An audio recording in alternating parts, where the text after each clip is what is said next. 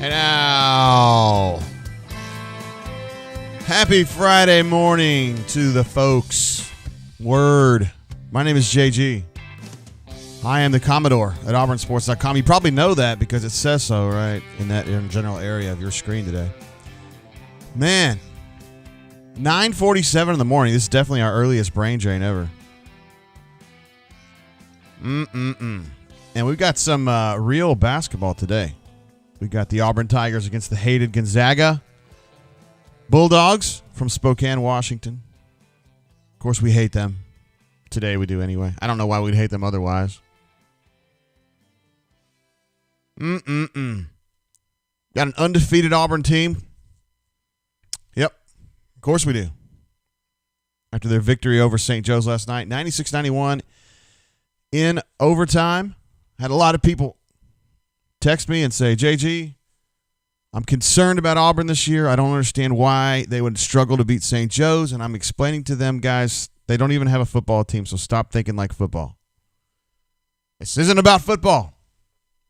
Villanova has a minor football team. They're a very good basketball team. Georgetown, I don't even think they have a football team. They're generally a very good basketball program. It's a different world. Ravine, a caller from last night says no casual Friday for JG Hill. No, man, I'm here working. Mike A says he's been tailgating since 6 a.m. this morning. Attaboy. That's what I'm talking about right there. All right, so you see the little stats below me here. Those are from Synergy Sports, and that is a profile of the way that Auburn was attacking St. Joe's last night. You can see a lot of transition effort. They need to be better in transition as far as taking the opportunities and turning those into points. Not necessarily buckets, but points. And you can see with a points per possession of .815, they're in the 19th percentile, which is absolutely awful. Of course, then again, it's one game, so we don't want to draw too many conclusions. But they definitely need to do better, and I guarantee you that's something that BP's talking to them about this morning as they prepare for this game. You can see they're very good on cuts. 94th percentile. Again, small sample size, 1.7. If they were to sustain that all year long, that would be tops in the country, which is a play type that they didn't use a lot last year. It's kind of an unusual play type. It's not one you would see as a primary or even a secondary, unless you're thinking about like Princeton from the 90s, Pete Carrill, those kinds of teams. Georgetown does a lot of cutting now too. Villanova, I was watching them last night. They do some cutting. I wouldn't ever consider that a primary attack type. And PNR roll man, which you see down there, there's not enough sample size on that, but 1.75 is insane. That's a great, great, great number. Kyle W. Crocosile says the Richmond Spiders run a lot of cuts. Interesting. I haven't seen them play. But anyway, it gives you an idea. Watch says BP says he's playing 11 this morning. He played 10 yesterday, so that would, I guess, include Javon Franklin, who did not play yesterday. Bourbon Bowl in the house. Glad to have you, brother. Let me give you an applause. Thank you for stopping by last night before you had to bounce. I understand it was Thanksgiving night. A lot of people had things going on. I did too. We ended up having a little shindig here at the house. Let's take a look at the Hoops roster and make sure we're not forgetting somebody. Where are you, Hoops roster? Have you disappeared? I think that's it right there. Yes.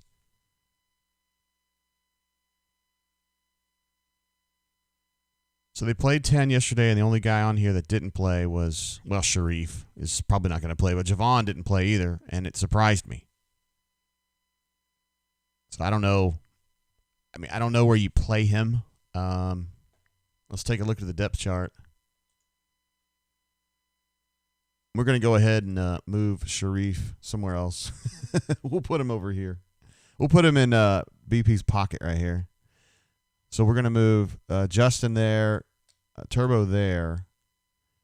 And that's pretty much the way they played it last night.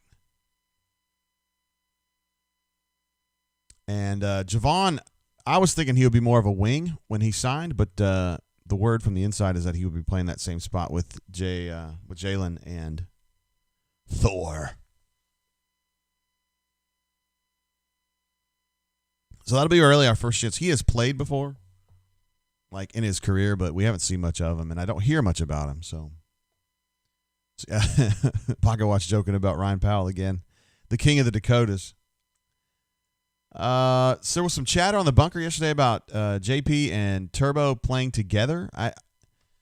And I think Wonder Gump had a great answer to that, which he says that would limit the physical advantage that Auburn's trying to have at every position, which is true. Turbo is smaller and shorter, and if you put him at point, JP has some issues. Obviously, he's not super quick, and he's got no experience. I thought he did a fine job yesterday. Second best player on the floor. I think they would much prefer to have Flanagan there. And I know he frustrates you. I know the shooting is not great. But his free throw shooting was great yesterday. I thought he was attacking. I thought he looked really good. He looked like the best version of himself from last year. So no complaints there. I just think Turbo, I just don't know where he fits, man. They did have a lineup, as Crocodile mentioned in the chat, where Jalen was playing 5 and they had Thor playing 4. And they also had a few times they were playing Stretch and JT together, which is an insanely long double group there. And I would like to see maybe Akingbola, Dylan, and JT, because I think JT can play wing. So they have the ability to go like ridiculously long if they want to. So yeah, let's take a look at, I think this is, I threw it away, didn't I? I was going to look at the shot chart from last night. Let's see if I can pull that up real quick. I should have done that before. Not very good for me. What?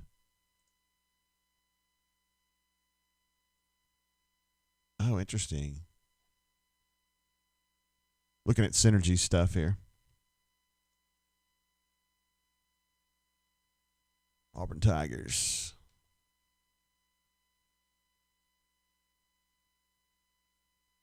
We'll look at this. It's a little, it's got a little bit of extra information on it. But it's all right. So using some of the money that you guys provide, many of you guys are subscribers to auburnsports.com, and you guys very generously are part of the site. I use some of that money to get a subscription to a site called Synergy Sports. And Synergy Sports is like a professional scouting site. And they provide very in-depth statistics that teams use. Auburn, specifically, Auburn has several sources of statistical information, but Synergy is one of them. So this is the kind of stuff that people like Mike Burgomaster and Chad Pruitt and Coach Stephen Pearl are looking at when they're formulating strategic decisions about how they're going to attack the other team and defend the other team. So these are the super-duper deep numbers from last night.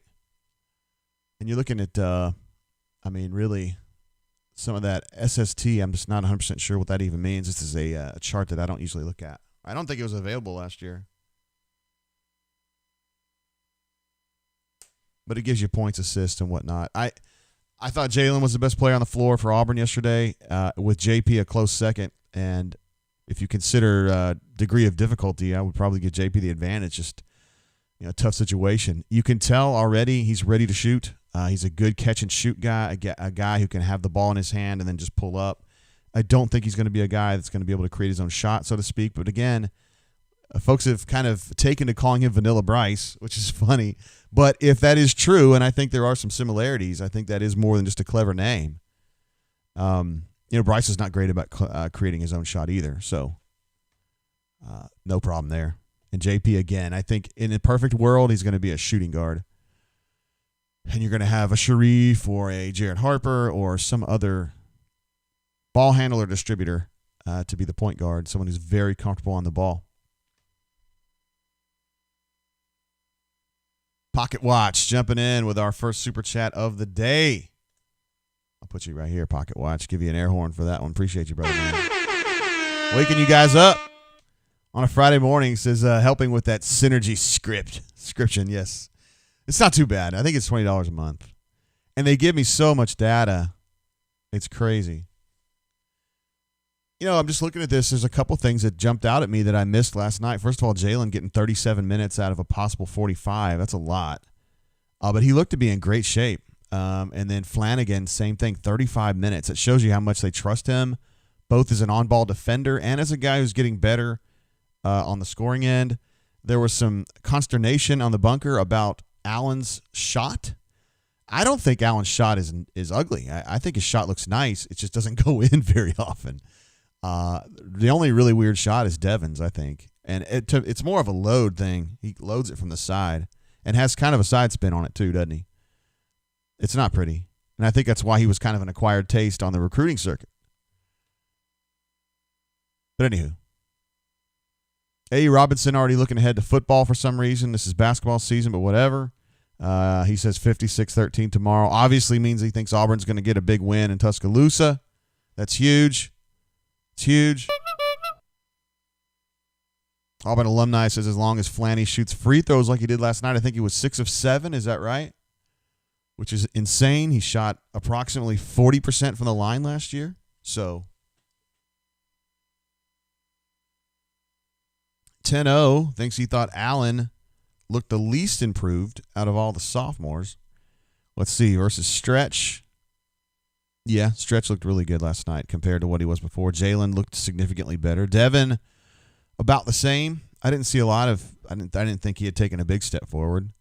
He's pretty good as it was, and he's pretty good now. Didn't have a great shooting night, but that's going to happen with him. That's just part of it. Ooh, I'm sorry. I didn't mean to be blocking that.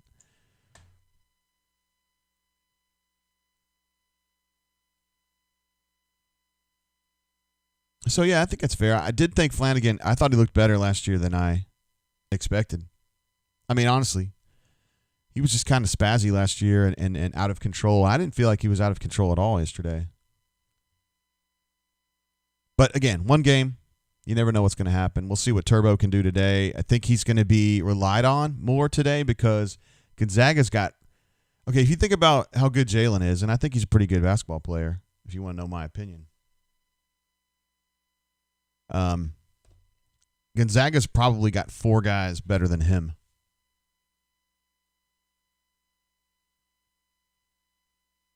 Trying to make sure I've got this on my TV here. There we go. It just fired up on Fox National, guys. I don't know what channel that's going to be. For me here in Montgomery on cable, it's 2.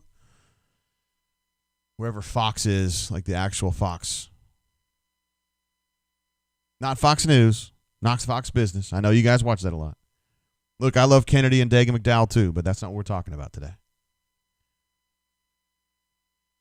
Let's see. Crocosile says SST is total efficiency. SSTX means defensive efficiency. Interesting. Pull that back up so you can look at defensive. That means that Stretch was the best, although mostly his value is in affecting shots. And Dylan Cardwell, again, affecting shots. 2 guys that I think look really advanced from a defensive perspective, considering that he trusted Stretch to be guarding 2s out on the perimeter. I mean, there's not many centers that can do that, but he can. And I love Dylan Cardwell. I think he looks like Bison Dele. I'd like to see more of him. Somebody asked earlier, can Auburn actually compete with Gonzaga? Yeah, I think so. S. Clark wants to know, do we compete with Gonzaga? I mean, I don't think Auburn's going to win the basketball game, if that's what you're asking me. But I think Auburn can hang for a while. It's just you've got 3 really skilled players for Gonzaga plus a freshman who's like their version of – so I'm looking at the lineups right now. Jalen Suggs is their version of Sharif, or really more like Jabari. I mean, he's a top 5 player in the country. Timmy's a really nice player. Kispert is a really nice player. And they got another big that comes off the bench who's a good player. Doug Sermons is someone that Coach Sonny's not a huge fan of. I don't know the other ones as well. Pat Adams has done some Auburn games before, but not a ton. All right, so we're going to tip this bad boy off. Let me go ahead and those of you who weren't watching last night, I don't exactly update every single bucket. I'm just kind of trying to, do a little that's a pick and roll roller, which is a very effective move for them last night, but it didn't hit it. Jalen misses the first shot. Let's see. Same starting lineup as yesterday with JT playing 5. De facto 5. So they're playing small.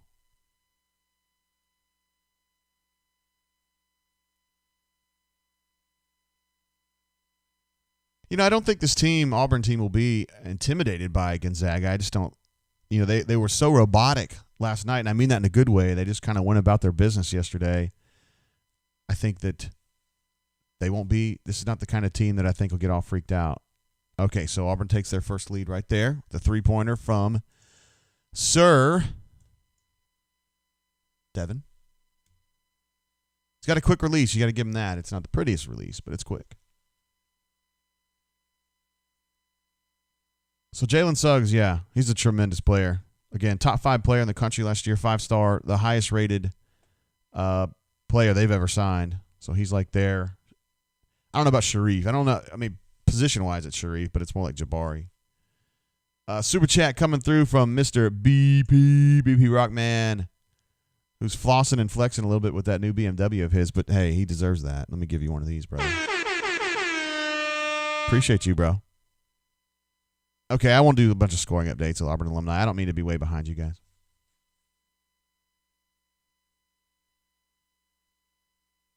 I'll just kind of keep it more general. I'm not trying to do play-by-play, yo.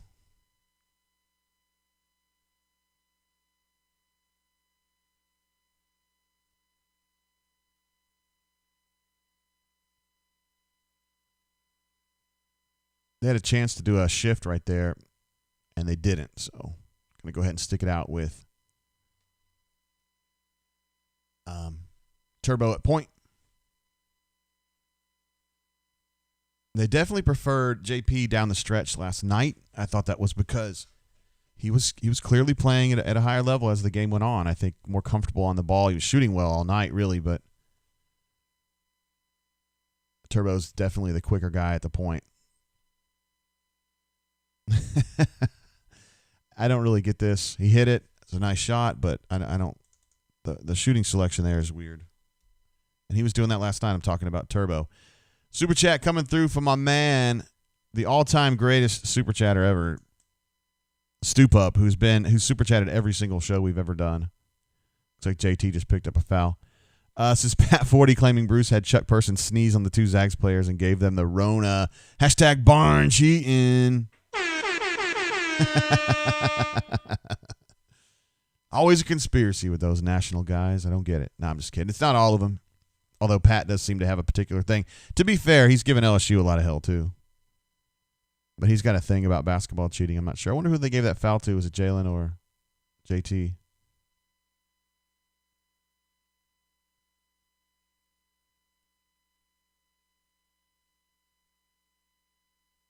Auburn's shooting a lot of threes now. First 4 possessions, 3 attempts from long range. It was a nice pass to nobody from number 11. Oh, nice. Jalen Suggs came down really fast to help on to kind of cut to seal Cambridge there on the baseline.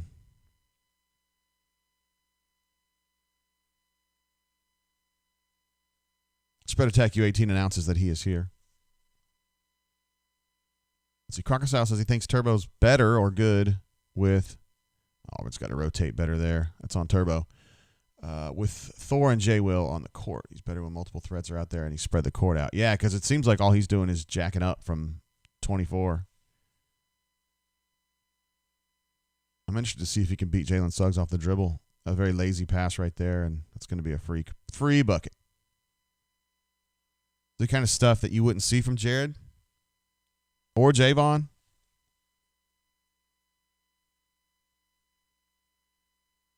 But that's what you're seeing now.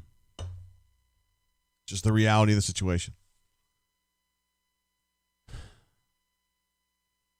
All right, I'm just going to say right now, Turbo's playing like absolute ass right now. They need to get him off. He's had a big defensive failure. He's had a few weird failures on the attacking end, and I just don't.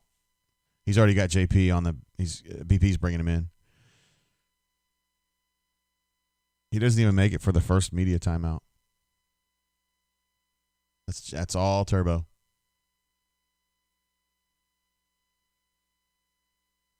Yeah, Croc says they're looking rough early. Look, man, Gonzaga's well drilled. Already got JP in there. Jamal in there now playing 2. Dylan Cardwell with a steal. I'm trying not to do the play-by-play. I'm sorry, guys. JP got a little hot-handed there on the break.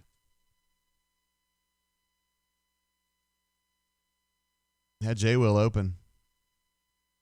I think, yeah, that steal right there by Dylan Cardwell. People just don't realize how long he is. Who do you think will win the Iron Bowl? The Zebros said. I would think Alabama's going to win the Iron Bowl. 6-13 now. Yikes. I think Gonzaga scored on every possession, or almost, except for that one that Dylan just stole it.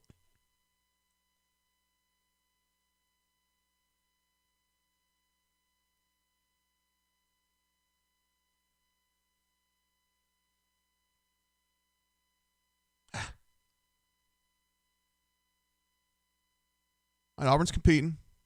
Auburn's playing some kind of a zone right here. Dylan Cardwell did a nice job of boxing out on that zone, but Gonzaga just shot right over it. All right, so it's 6-16 pretty quickly here.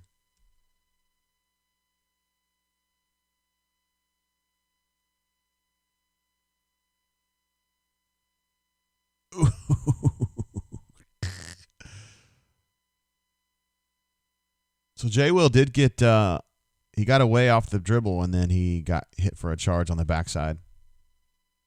It happens.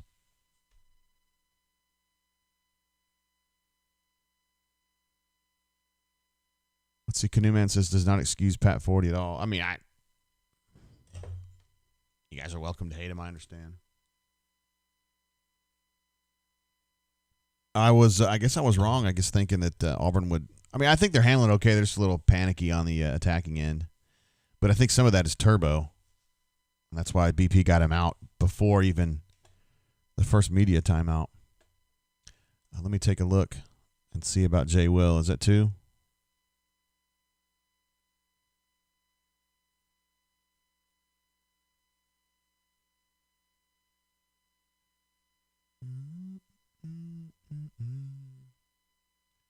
J. Will indeed, 2. Gonzaga shooting 6 of 9 right now. That's pretty good. That's pretty good. I'll go ahead and put the box out here as soon as I can get it up for you guys.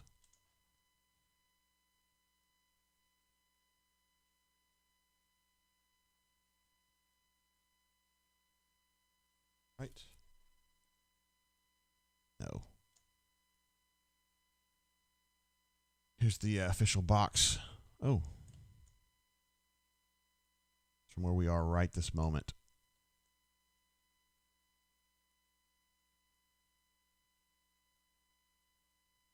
You can see Gonzaga shooting quite nicely. 6 of 9 versus 2 of 5 for Auburn. Auburn has 5 turnovers already. Gonzaga has 1. Spread Attack U18 says, looks like it's 10 a.m. Looks like a JP game a little bit, doesn't it? BP4IU notes J. Will's 2 is not good. That is absolutely true. And again, K Sharp says Zag shoots high percentage. They're well drilled. It's one of the things that their coach, Mark Few, is really big on. He's big on valuing possessions and making sure that you're taking the right kinds of shots. And that's something that BP isn't as tough on, really. He's more about just feel. Alan C says, can't remember an Auburn game on Fox. We're moving up. There's some truth to that.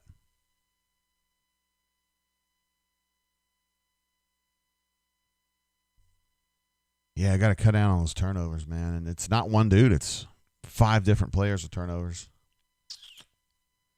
Yeah, little jazzed up there, huh? Did I really, Mike A? My bad. I guess I'm getting caught. I sure did. I'm sorry about that, brother, man. Mike A with the super chat. Give him a DJ air horn for that one.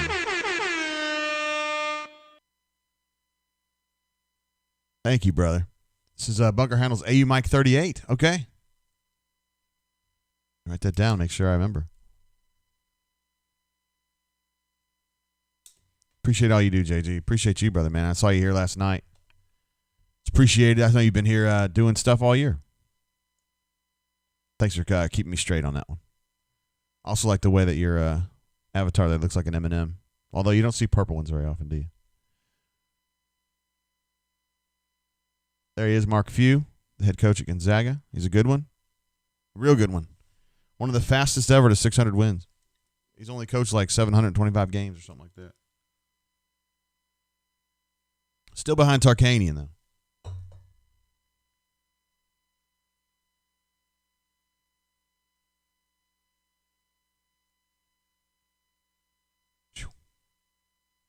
Gonzaga's running that pick and roll ball roller thing, and Auburn hasn't touched it yet, which is weird because that's a machination that Auburn really likes to use. Yeah. Jamal settles for a 3. Hey, it goes. But Auburn has 3 3-pointers is the way they've scored so far, and none of them have been a great look. Stretch just got his first block. That was a nice dish. Let's see if Jamal can hit another one. He can. JP knew what he was doing right there the whole way through. So Auburn has 12 points, all from 3-point shots. Interesting. And Gonzaga comes down and hits another one. He's wide open. Auburn was getting set on defense. Another lazy pass from the point, this time from JT. Jalen Suggs goes right in, scores, and gets the foul. That's just smart basketball right there. So Auburn's already had, this game's only, 6 minutes old, and Auburn's already given up 2 transition buckets on really lazy passes at the point. It's terrible. That's just not good enough. One from Turbo and one from JT. Pretty good defense there from JT in the transition, but better play from Suggs.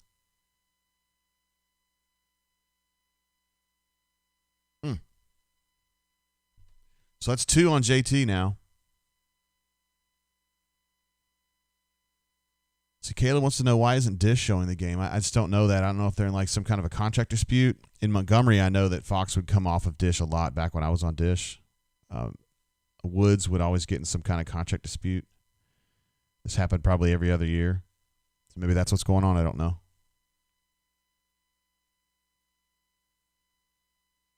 Oh. Now that was a nice dish, I thought, from Thor. And then Chris Moore went up strong and just got blocked. No problem on the Auburn end for that. Just really good defense. That was a sweet little double hesitation move. They're just well-skilled guys. They're just well-drilled, well-skilled.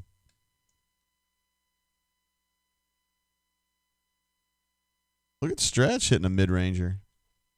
Hell yeah, he'll pull up from 10. He doesn't care. He's got that ability.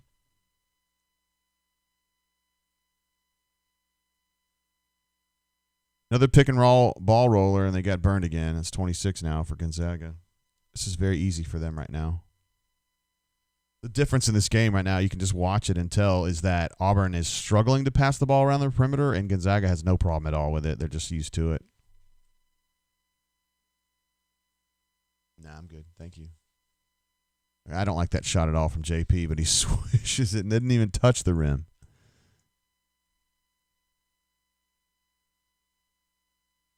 Seriously, this is almost like otherworldly shooting. Oh, I'm sorry. They gave him a 2 on that. My bad.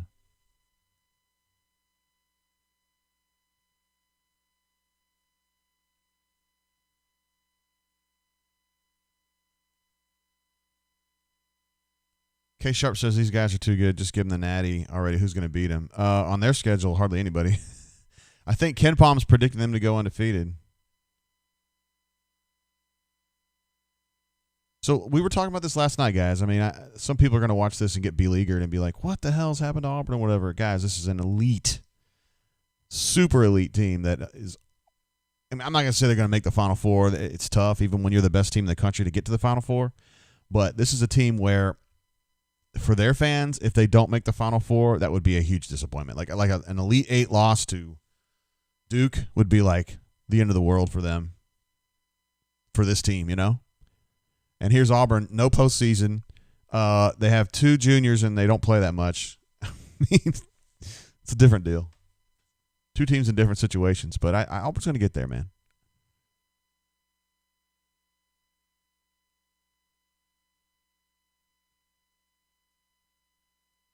JP almost got worked really bad there defensively, but he was able to get a hand in there and tip it away.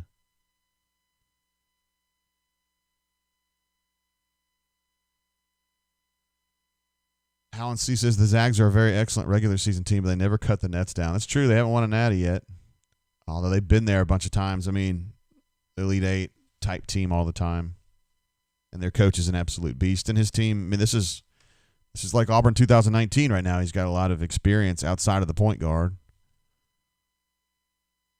Stoop Up says this team's an athletic version of UVA. I don't even want to talk about that team, but I can see that, yeah. UVA they're so good defensively. I don't know if the Zags team's quite on that level defensively, but they certainly have everything else. They have the players, they're attacking. Yeah, they're good. Stoop Up says, are you going to give up 120 if the D doesn't improve? Going to have to find a way to disrupt their passing on the perimeter, or else it's going to get away from them. Adam says, if we keep the score within 10 points at the end, would you consider GG for Auburn? Are you talking about the Iron Bowl? Yeah, in this game, I thought that would be incredible. Honestly, I would have thought Auburn would lose this game by 15 to 20. It would have been my guess. I was thinking it would be a little closer at this stage of the game. I thought Auburn would come out a little less anxious. But it's fine. It's just not. Guys, this is gravy right here. Not one person on earth thought Auburn would beat Gonzaga. Just get out there and compete and see how you play against the best team in the country. Chip says AU isn't playing terrible either. Some lazy play and TOs at times, but those are turned into points every time by the Zags, right? Because they're well drilled, right? Experienced team. Auburn's defense, I think, I wouldn't say terrible. It's just below average right now. But yeah, attacking on the attacking end's fine.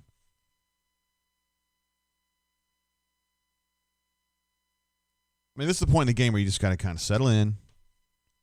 They're going to have Virgo and whoever had the scout on this team. I think it was Stephen Pearl on this game. No, it was Chad. Might have been Chad and Stephen.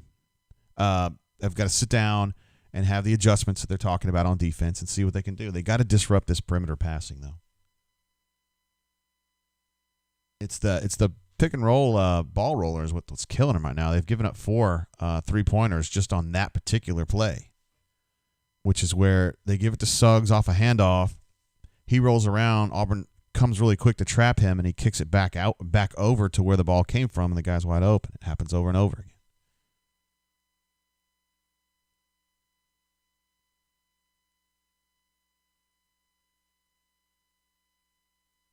Crocodile says Coach Stephen Pearl had the scout. Very good. They usually discuss that in the pregame show.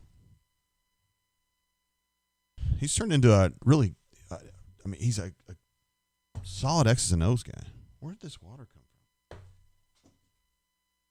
I do have some bourbon with me that I mean, it's kind of early, but I was going to drink some of this Cave Hill from Rabbit Hole. It's out of Louisville, and the reason this is significant to me is that I'm going to be buried in Cave Hill Cemetery, which is the namesake here. And I think that's the reason why it's black. That's why the color's black. They do different colors for their high gold is blue. They also have a maroon one. This Cave Hill's the black one.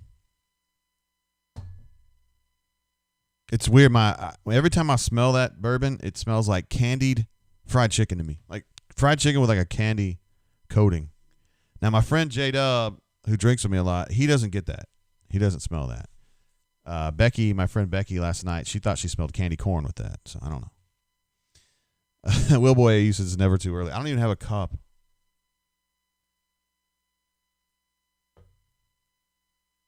I'll get it here at this next time out. Crocodile's having some flashbacks to that bad NC State game a few years ago with the early turnovers. D. Lucky says we have no inside presence. Got to establish something. We can't outshoot them. Absolutely true. That's just the problem right here. Their forwards just can pull out and hit threes.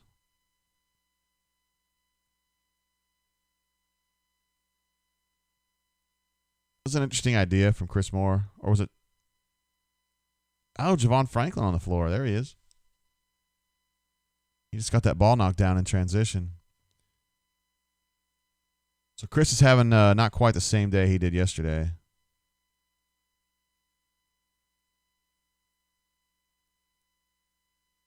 See, this is an interesting lineup. It's a lineup we haven't seen before. You've got JP's out there. You got Javon Franklin and Dylan and Chris Moore. So Javon's probably playing wing.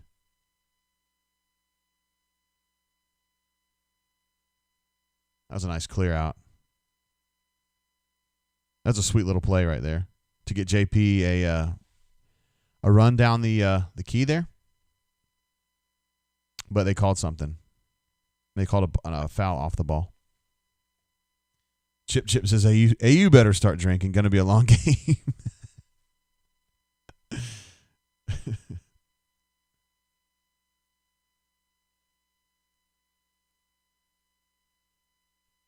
Ooh. Oh. JP with a spin and then a layup with his offhand. Nice. That's a nice play right there. Maybe he's a little quicker than I thought.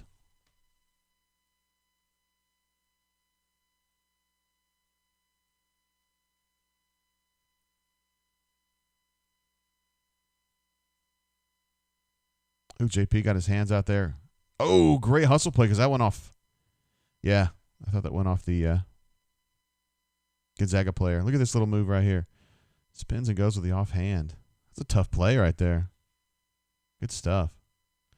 Man, Kentucky fans are going to be so – I know Kentucky fans because I'm a graduate of there and I covered that team for a while. They're going to be really sore. About 2 years from now when JP is like a stud and they're going to be like, dude, a guy from LaGrange, Kentucky is at Auburn, like potential LCC player, and we didn't even offer him. That was a nice little ball roll right there. I gave it to Javon Franklin for the dunkski. It's now 20-28. I'm going to update that. I don't think Kentucky fans really even pay attention to the fact that JP's down here. They just weren't, they weren't interested in him. Auburn came out of that timeout, and they've run three really nice set plays. Plays that they have drilled coming into this game. It's been really nice. All right, so Auburn did a nice job of harassing the perimeter passing right there, but then they got a nice pass inside because they're that way. Now it's 20-30. I'll update that in a minute. There's another nice set play. Dylan lost the ball. Dylan's hands are not quite as good as some of the other players, although that pass was kind of hot. That is a cutter. We talked about that before the game. I thought that was a ball roll, but it's actually a cut. It's a great pass right there from Gonzaga to get that bucket inside.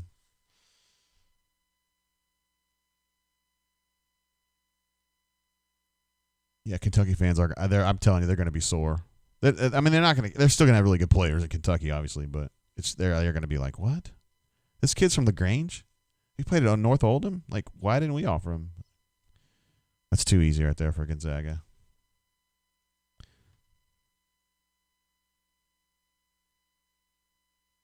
All right, Turbo back on the floor. I think they just had to give JP a break. Turbo's been off the court for 6 minutes.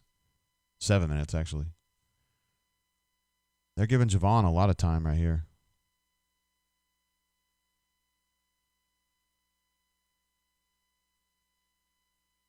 Turbo.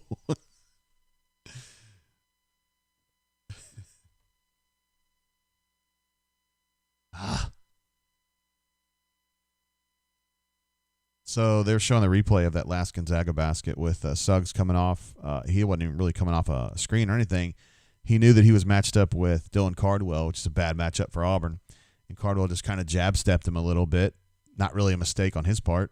And he just went right by him. Stretch didn't do an awesome job of anticipating that, but that would have been a whale of an ask. Auburn's still having some trouble passing along the perimeter right now. You can see Gonzaga's really extending at all 5 positions everywhere they go. There's going to be teams who can do this. Tennessee does this. Kentucky will be able to do this, I think. What a great play by Flanagan. That's the kind of stuff he gives you, a block in transition. He's just indefatigable.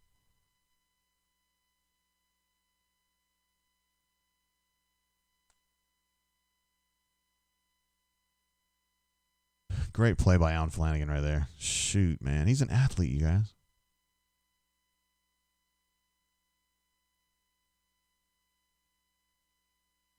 I mean, Auburn's shooting 50%.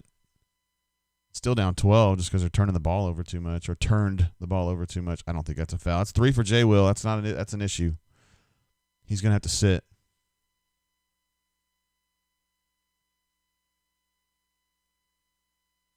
Let's see. Jack says this is hard to watch, LOL. Dude, if you're a true Auburn basketball fan, which I know a lot of you guys are, I mean, you're here at 10 a.m. on a Friday to watch this. You just need to sack up and take it. This is like somebody who's going to try to lose weight, and you got to get up in the morning and ride that bike even though you really don't want to. This is this kind of stuff you got to do. You got to watch this stuff. It makes it all the sweeter when these teams like teabagging Kentucky in a couple of years. That's another lazy pass at the point, this time from Al Flanagan.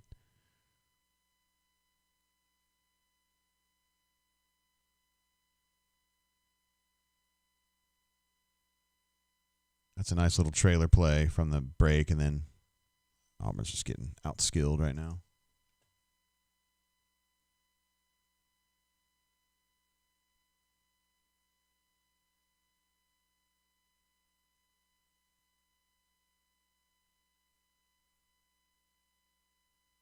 Auburn's having a really hard time passing right now, and so you're starting to see what a lot of people would say is hero ball. It's not really hero ball. I just think they're getting panicky because they're not able to get their passes moved off. All right, let's take a look at the latest box.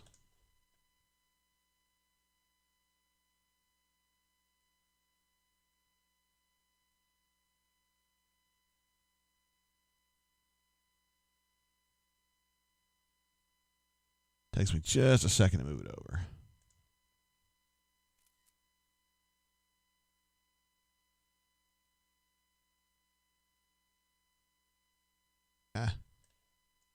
All right, here's the latest box. It's hot off the presses right here. So Auburn has cut down on the turnovers. They had 5 like really early. They have 8, which is still too many, but they've at least cut their turnover rate down a little bit. But part of that is because they're not even attempting some of these passes that they normally would. And so in lieu of turnovers, they're taking horrible shots. I'd completely disagree. Spicy Penguin says Flanagan is awful. I don't think so. Not everybody is going to be out there as an ace number 1 scoring option. I don't think that he is that. I don't think he'll ever be that. But he's also a extremely high-effort defender. And I think he's got the kind of spirit that BP really likes. K. Sharp says Flanagan's pretty bad. I disagree. BP4AU says, got to get the ball down low. My goodness, I know, but there's nowhere to go. They're getting face guarded. So like that last shot where Devin was in the corner and he took a terrible shot, which we're all like, what the hell? Like he had nowhere to go. Like he was the guys in the post were being face guarded, and Turbo was out of position. Really, there was really nowhere to go. Elliot V says he needs the Zags to cover 14. I don't think that's going to be a problem, brother. Spin attack. Stu Pup says this is one of those spankings you got to take in the growing stage. I mean, that's exactly how I feel about it. Some people will think that's crazy, though. Let's see, Christopher B says nothing like a young player. Nothing says young player like your 4 picking up his 3rd foul 30 feet from the basket. Was he 30 feet? But yeah, it was a silly foul. I agreed on that. Elliot wants to know, do I think Gonzaga's got this? Yeah, I'm pretty sure. Travis says, just turn on the game. What I miss? Auburn's just been a little rattly. I didn't think they would be, but they are. Had 5 turnovers on their first 7 possessions. And got into a hole, and they're having trouble passing the ball. I think their defense has been a little bit better the last 5 minutes, Auburn's defense. But Gonzaga's so just soft and lovely in transition. Like everything's just, they're so calm in transition, and Auburn just seems a little frenetic right now, and they're getting panicky on the attacking end because they're getting face guarded a lot, and their passing lanes that are normally there are not there. So they're kind of getting suffocated in a way.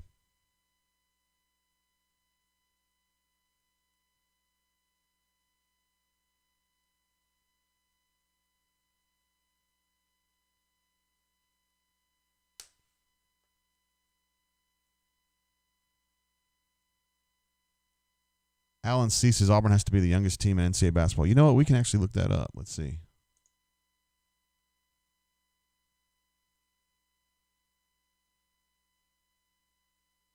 It's a good question, though.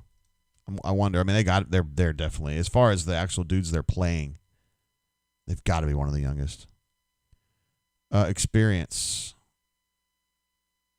Let's see. They are way below average, as you would expect. They're actually at 172 out of about 350, I think.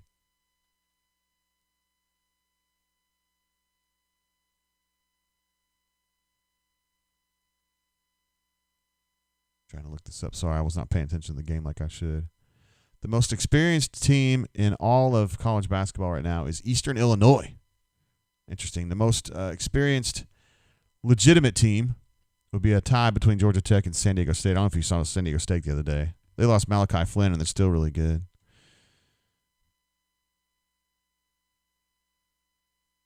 Yeah, the experience number is a little bit misleading because a lot of these teams are not entered. They haven't played yet. So among the teams that have played college basketball so far this season, Auburn is the next to least experienced, behind or ahead of one team in all of NCAA, and that would be Kentucky. Kentucky's the only team that's played so far that's younger than Auburn. So yes, you were damn near. You were mighty close there, buddy. Spicy Penguin, who was saying earlier that Alan Flanagan sucks, says y'all just don't know basketball. Okay. I guess you'd rather see Javon Franklin play. I don't know. All right, we got 23-37 right now.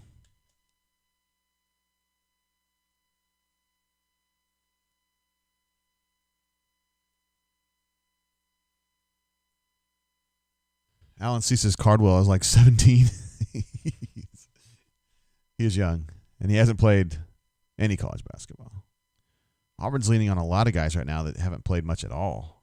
You look at this roster. I mean, Flanny played a lot last year. Dylan played a lot last year. I'm sorry, not Dylan. Devin played a lot last year. Turbo, none. I mean, he played a little bit. Javon didn't play at all last year. So, I mean, you know, JP didn't play at all last year. Right. Travis reminds us that Cardwell hasn't played since his junior year, and he really wasn't a scorer at that point either. He was injured. We've got Jared. Chuma Okiki. Spread Attack says Zags aren't NBA players with athleticism. They're experienced and high-level college players that understand the game. Yeah, I mean, with the exception of Suggs. He's a badass. My guess is that some of these dudes, Rispert in particular, they're going to play in the NBA. I don't know if they're going to be studs. Although Suggs looks pretty good to me, considering he's just as young as Auburn's kids. Phil says down by 13 is not too bad.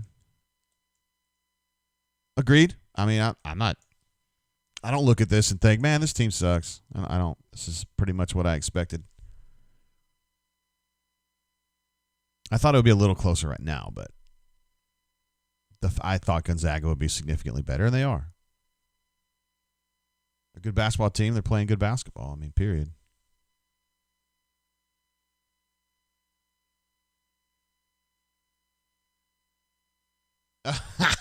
Good play by Devin.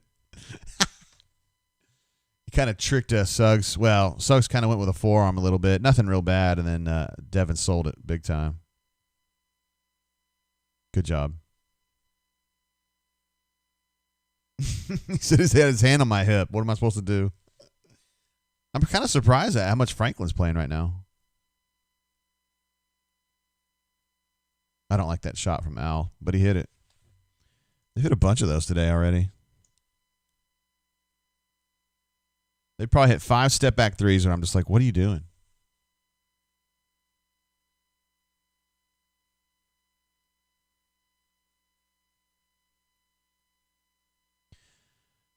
So they're playing a Javon Franklin in that wing spot where normally that you would be seeing Chris Moore right now.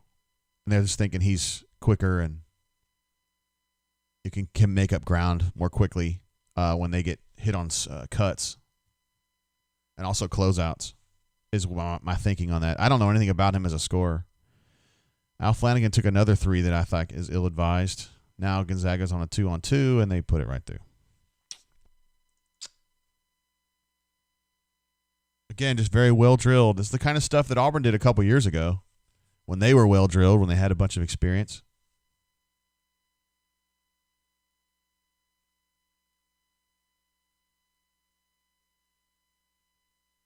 Points in the paint, 22-6. I don't like that shot either. That's a pick and roll ball roller, but it works. Devin hits it.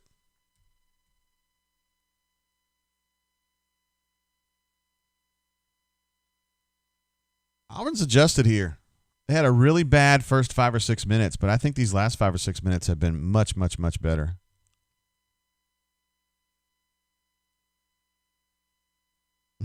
Spread says, I haven't liked one of our made threes yet. Yeah, they just look a little panicky. That's all. That's all. All right, so we got 5 minutes to go, plus or minus, in the first half. And, Auburn's hanging in. Auburn alumni wants Flannery to go to the hole. I feel like he's better there, right?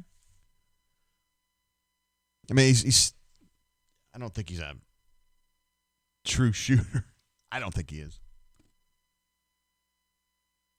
Auburn's still shooting 48%, though. They were at 50 the last break. So, I mean, hanging in there. The problem is Gonzaga's shooting 60%. And they're not turning the ball over. Gonzaga right now has, that's a little bit outdated, that data right there. Gonzaga has, 7 assists, 5 turnovers. And Auburn has 6 assists, 9 turnovers. So Auburn's cut down a little bit. Their turnover rate. BP frustrated with that one right there. Oh, they got him again. They got him on the forearm. And he sold it. Against Devin. So.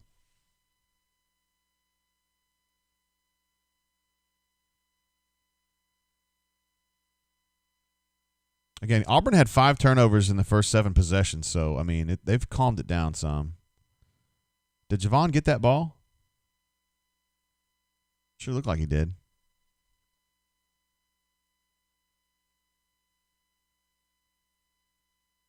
Travis thinks Jalen Suggs is the lead. Yeah, he looks really good, man. I mean, again, considering he's a freshman like these other guys.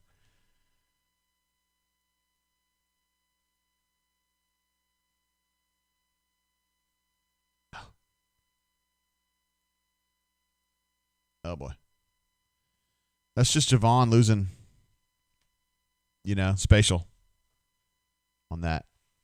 And Gonzaga's, they're shocking me right now with how good they are at finding the open guy. They're just really, I keep saying it, but they're just well drilled.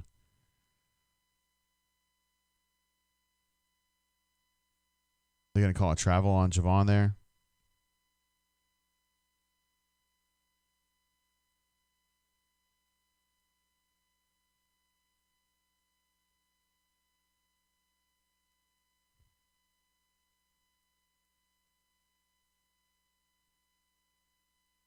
Yeah, Chip says Zag's ball movement is effortless. Yeah, they're just really smooth. They just know where to be and they know how to get the ball there, and it's good.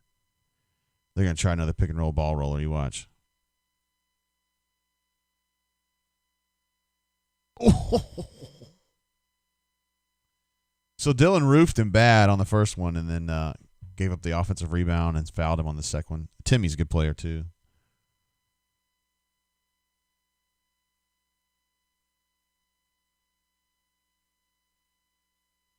Who's the third junior that Auburn has? It's Jamal and Javon, right? It must be is there a walk-on? Or am I forgetting somebody? Auburn alumni says turnovers killing us today. Yeah, not as bad here lately though. I mean, they have 8 total right now. They had 5 right off the bat. So I think Auburn right now, too many just lazy mistakes that are leading to easy buckets, whether that's a mistake in the half court or in the full court. They've had 3 lazy passes at the top that have gone for easy buckets on the other end, so there's 6 points. No, it's actually 7 because one of them was an and one. And then a couple mistakes on the defensive end have given them open shots. I mean, that would cut the game down to 36-30 or whatever. But Gonzaga just punches you every time you make a mistake. Flanny against Timmy is not going to work. But if you've got Dylan on the offside, you get him.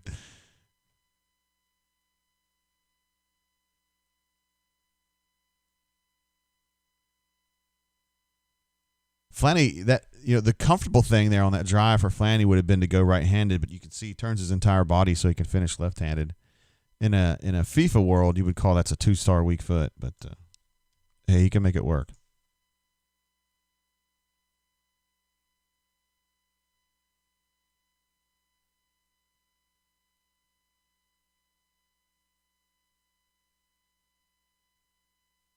That was a pick and roll ball handler possession right there. For Gonzaga, he didn't hit it. Still pretty good shot, though. Ooh, JP with a nice little... He kind of read that defender.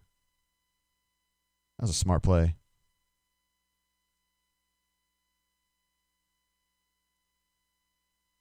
See, Spread Attack says the turnover count is rising. You were correct. They're now at 11. Auburn has 6 assists, 11 turnovers. So that data I have on the page there is a little bit obsolete. Timmy just took somebody to the rack again. Looks like it was Dylan Cardwell. Preston Cook is the third junior. Thank you, Tenno. Walk on. Not trying to say that walk-ons don't matter. They do. I'm just saying he's not somebody who's going to play.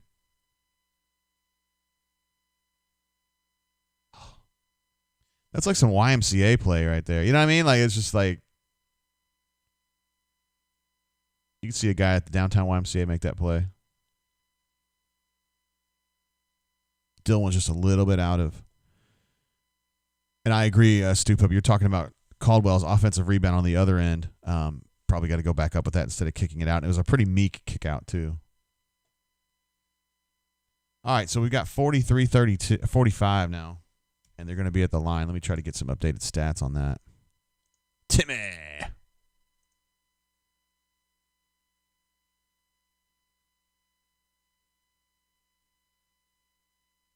Stop.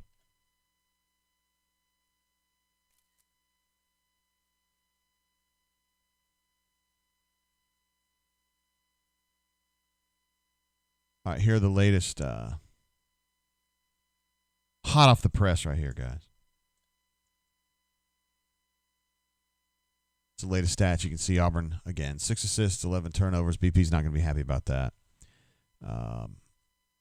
Gonzaga's 8 assists, 5 turnovers, much better, much more palatable. Auburn's got a lot of minus guys in the plus-minus, although Javon Franklin's a 0. And he's leading the team. I take it back. Stretches at 3. But, I mean, you're down 13. You'd expect a lot of negatives there. Stoop Up says, Timmy looked like a millennial youth pastor who just dominates in church league. Yeah, you guys know. You guys have played down there. You know what I'm talking about. We've seen that guy. We played against that guy. We've been frustrated by that guy. He loves to call fouls, too.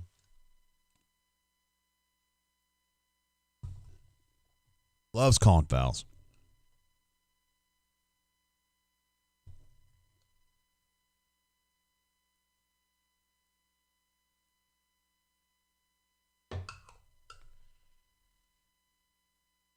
I'm going to pour a little bit of Cave Hill here. I know it's early, but please don't judge me. Again, I'm drinking that Rabbit Hole Cave Hill. This is tougher to find in Alabama, but in you guys in other states, probably not. Georgia and Florida, I know it's not too hard to find. Also, don't judge me because I'm drinking it out of a plastic cup, which is not ideal. But I don't have one up here with me.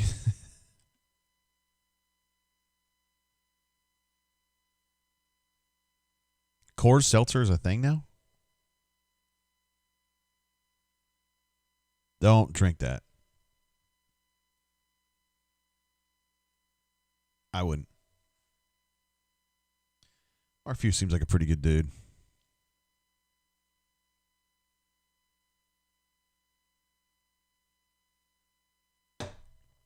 It's pretty early for me to be drinking. 10:47. Jack says Thor has not looked good. Agreed.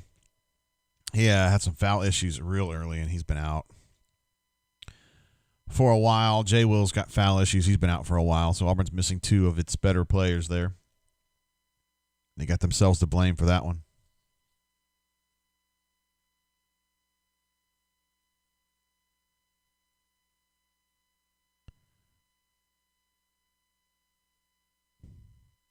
Thanks for not judging me, Chipper. It's appreciated, brother. Phil, the shooter on this team is a JP for sure.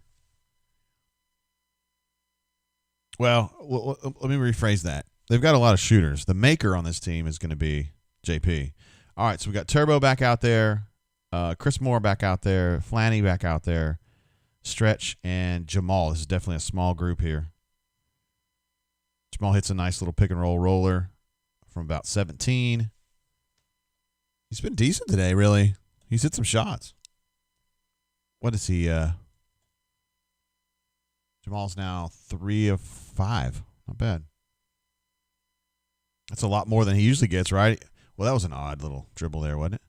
Let's see what Stretch can do there. That's a foul. Yeah, can't do that. He was using his elbow to just knock Stretch back. Those two guys going at it, I like that. It's a good matchup. It's good to see what Stretch can do against him.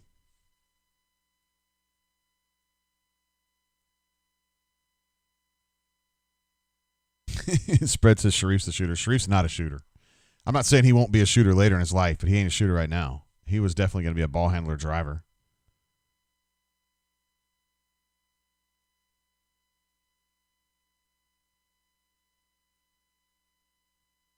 I promise you, Sharif was not going to be the designated shooter. That was not going to be his role this year.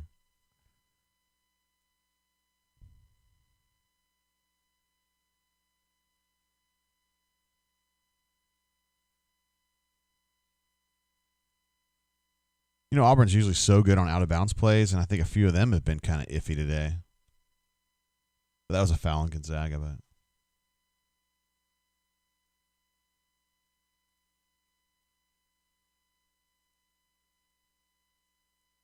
I think you've got to have at least one of either Flanny or Stretch on the floor at all times.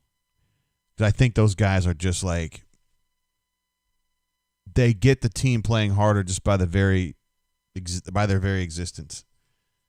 So when you got both of them on the court, you know you're going to get a lot of effort.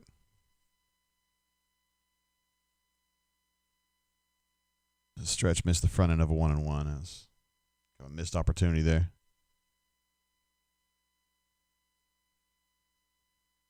Auburn playing a zone look there. Some kind of a matchup zone. They played a little bit of that yesterday, although it was more of a 1-3-1. That looked a little different there. And zone is not something that Auburn does very much of.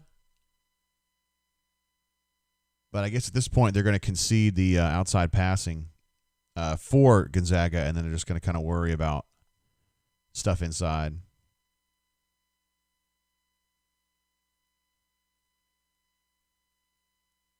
They've done a pretty good job of boxing out of the zone, though.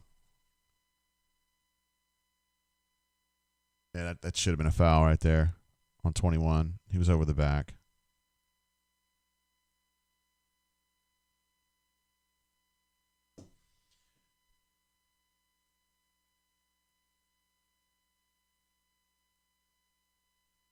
Ballo. Is that his name? Ballo? That's a cool name. Omar Ballo. That's a good name, man. My name's Jay Tate. Wish my name was Omar Ballo. I would have gotten more chicks, I think. Chris Moore at the line. He got an over the back due to very good positioning on that missed free throw earlier. Let's see if he can do something here.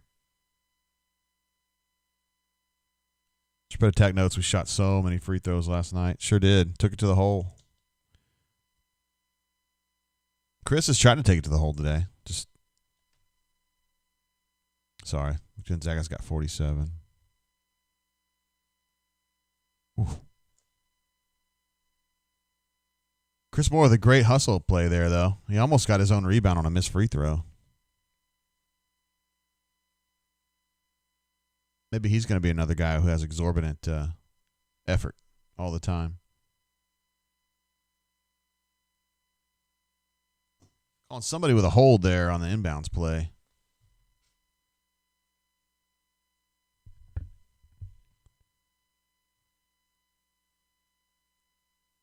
Let's see. 10-0 wants to know, coming into this game, did I think we had a better chance? Auburn had a better chance of winning today or tomorrow? I didn't like their chances in either one of them, guys. Probably better chance today, but I mean, I thought Auburn maybe had a 5% chance to win today and then maybe a 3% chance tomorrow. I don't know. All right. Again, Gonzaga goes to the line just for 2 free points. There's an unnecessary foul down there on an inbound. So they're going pretty small today, or small right now, I should say. Chris Moore's playing 4. Turbo got a step on his guy and tried to go up left-handed, and it was just a mess. He's just not getting it done right now. But you can't play JP every minute. Not right now. I mean, he has the fitness, I think, but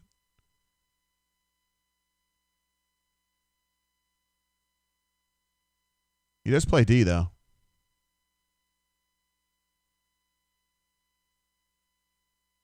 See, I think that's got to be a left-handed finish right there.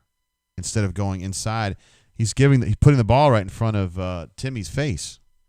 I mean, the chances of that getting blocked are a lot higher than if he goes left-handed and at least uses his body to shield it. But he may not have the ability to put that up left-handed. I don't know. That's a foul.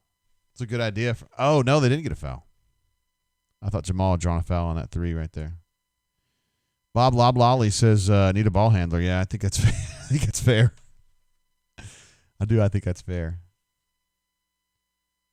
Alan C. says, Franklin's the energy we need. It's interesting that we can have an argument, a friendly argument about who the most high effort player is on the team. I mean, that's good to have a bunch of dudes that you're like, hey, man, that guy right there fights like hell every minute. A lot of teams struggle to find that. That's good defense right there. From stretch. Out wide on a 2. All right, so we're going to halftime. 49-35 is what we're looking at.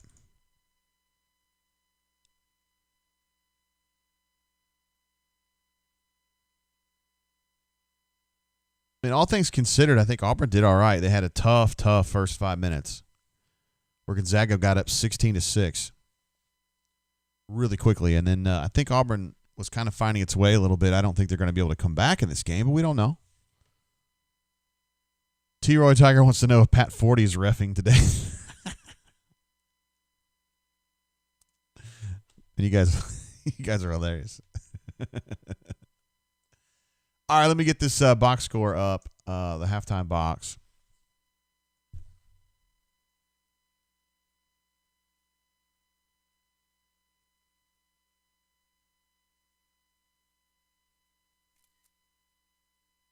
All right, put that right there.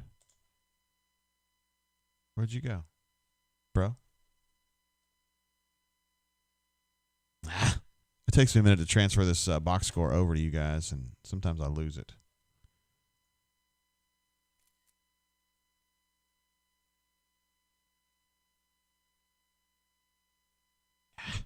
Lost it again. Where is you?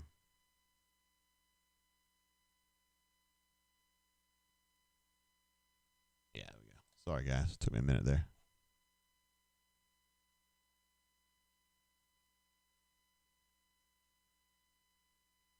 All right, so there's your halftime box. I'm having to move it around. Sorry, guys.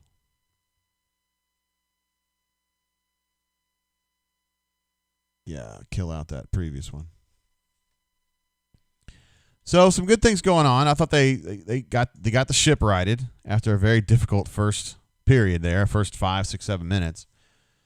But too many turnovers and too many critical players in foul trouble. JT Thor only got 1.5 shifts, I guess, before he picked up a second foul and BP sat him. Jalen was working on his second shift when he picked up his third foul. So he's been sitting, and that's 2 really important resources that are on the bench and have been for a while now, which has put more pressure on Javon Franklin and Alan Flanagan to play more minutes maybe than they want to play. Or they obviously want to play, but they're better for the team.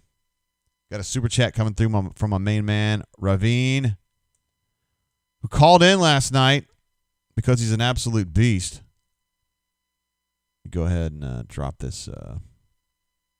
My name is what? My name is. All things considered, Ravine says, I think we were playing the number 1 team pretty well with a new squad. If we cut down turnovers, we might be right there with them. Keep it up, JG. Appreciate you, Ravine.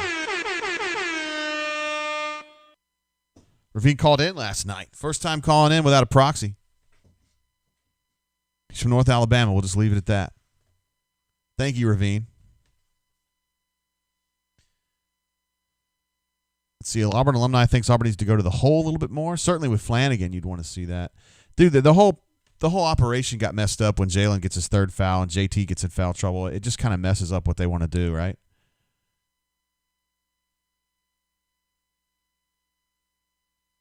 Let's see. Yeah, there's a couple other chats that I missed here. Spread Attack says scored 44 at the half yesterday.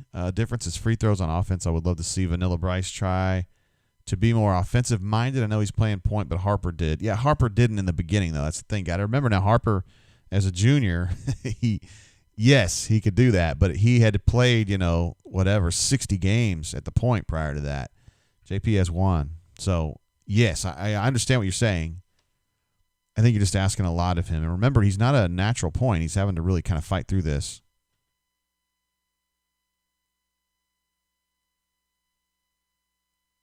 B. Spark is back from yesterday. Yeah, also, by the way, St. Joe's, hope you enjoy that game against Kansas. That'll be fun. Marcus Garrett won't be mean to you at all. V. Spark says it's time for Bruce and the Bots to overheat them dogs. V. Spark would love to play for Auburn someday. It'd be great. Also enjoying Auburn's blocks. Auburn is so long now. JT Thor's, and he's like a spider. These are highlights from the Kansas-Gonzaga game from yesterday. Gonzaga won that by, 10 or so, 12?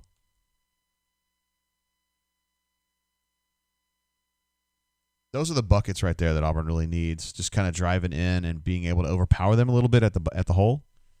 You haven't seen much of that today. Auburn's relied on what I think is some iffy shots from three, iffy looks, I should say. They've been able to hit them. I mean, hell, Auburn's 6 of 14 so far on threes, and I swear they haven't had a good look yet. I mean, Turbo has 2, and both of his were just a joke. Oh, they only have 1. He must have hit another one from 16 or something. Just not getting good looks at all. Helpful. Very helpful yesterday. Chris Moore was as well. Both of those guys played, I thought, well yesterday, but let's not denigrate JT just yet.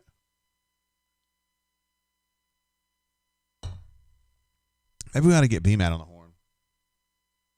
Yeah, let's get B-Matt on the horn.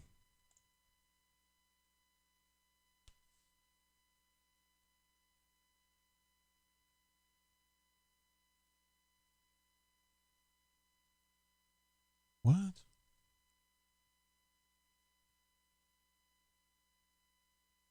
Yes.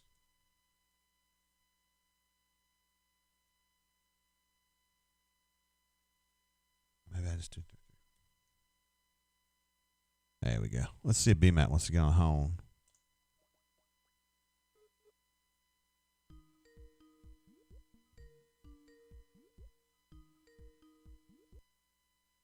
Hello. What's up, B-Matt? Hey, what you doing? We're just doing the show, and I was calling in to see what you think about this so far. Oh, okay. Hold on. I was about to hop in the shower. Well, just give me 2 minutes. Just give me 90 seconds. Yeah, I didn't know. I'll give you a shower show. You guys love this, don't you? You love it. Yeah.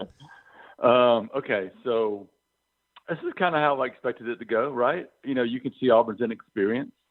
Gonzaga is dominating them inside on the boards. Well, not necessarily on the boards, but just with their bigs. They're much more skilled right now, more savvy is a good word to use. Yeah. Got Jalen and JT and Dylan in some foul trouble.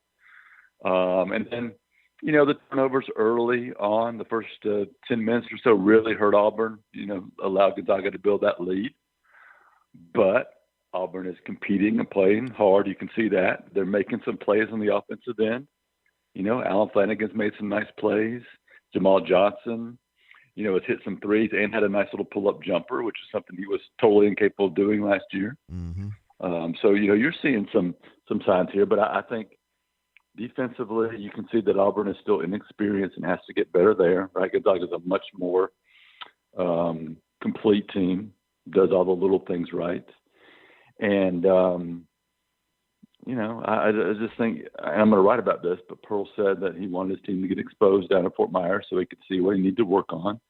And this is exactly what's happening today to a really good team that's probably going to be, competing for a national championship this year. Yeah, absolutely.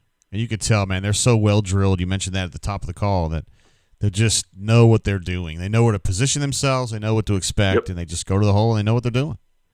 Yep. And the thing I like about Auburn is you can see how long and athletic they are. This is the biggest Auburn team I've seen in my 20 years, combined with that they can get up and down the floor and run and block shots and do a lot of those cool things like dunking and stuff. And as they gain this experience, as they continue to work on those little fundamentals that Gonzaga does so well right now, as they become older freshmen and those freshmen become sophomores by next year, they're going to be really, really hard to beat. I mean, this team is so deep.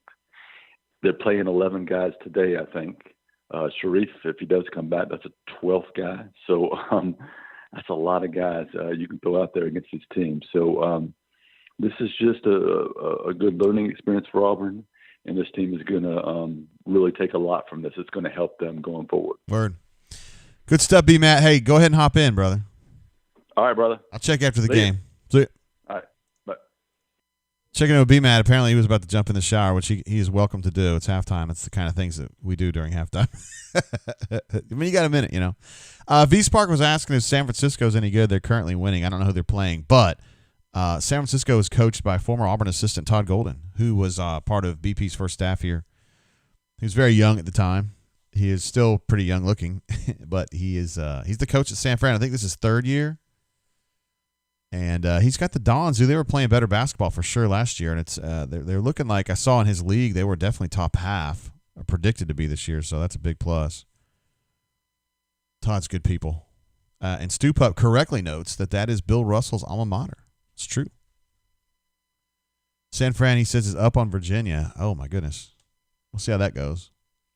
Todd's team generally plays pretty good defense, or they did last year, so I don't know if they have the ability to hang with Virginia, but hey, I mean, he's putting up a good effort.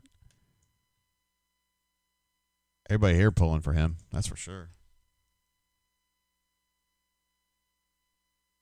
Let's see what the score says about that right now.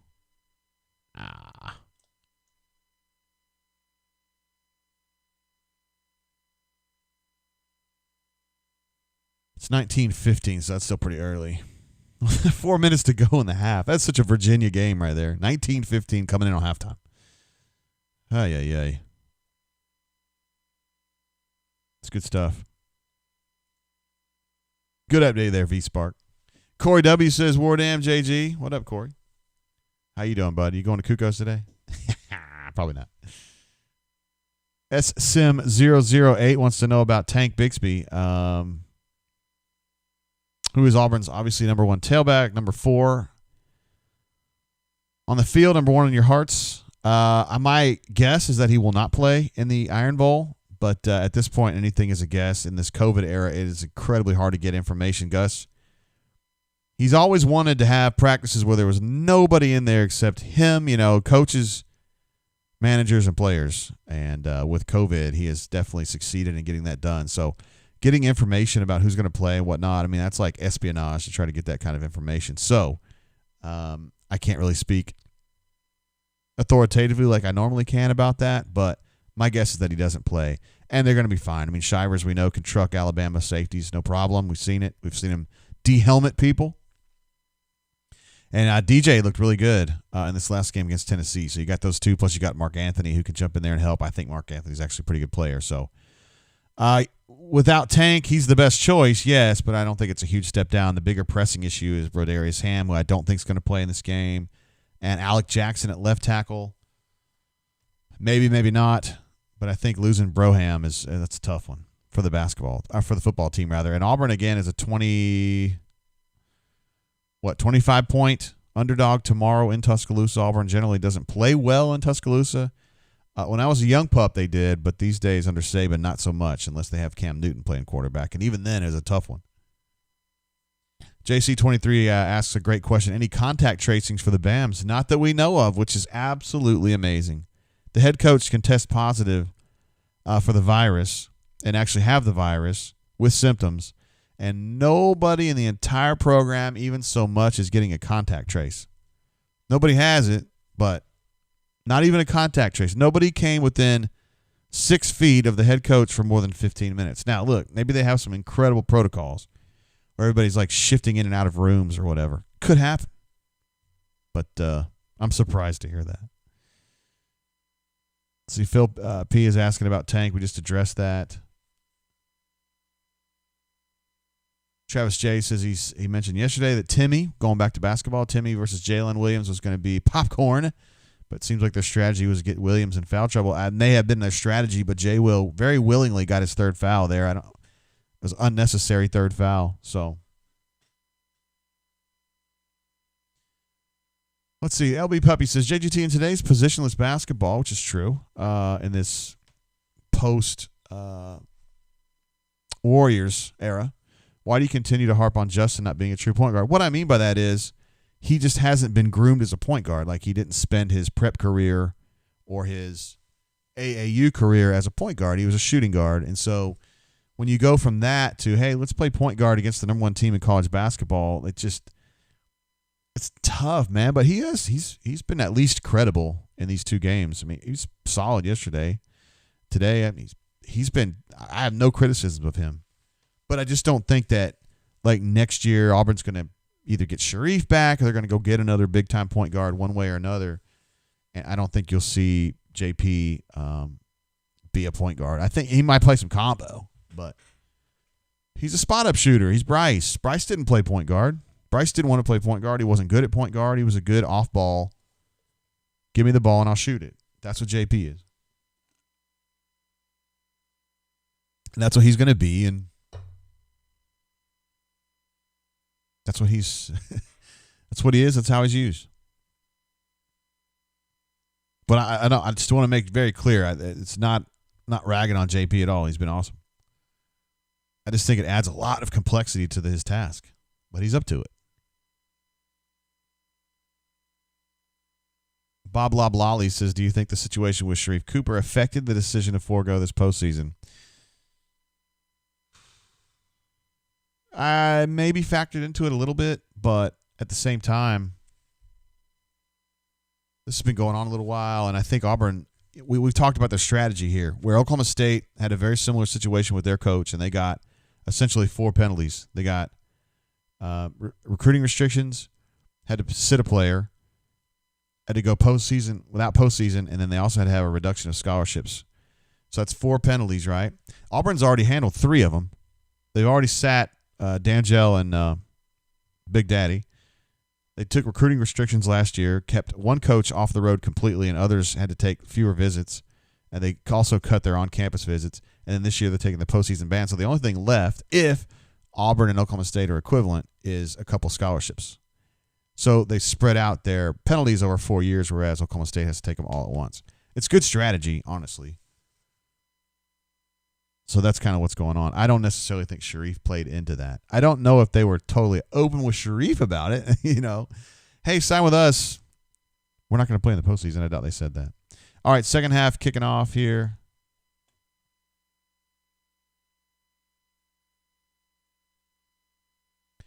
We'll go ahead and update that.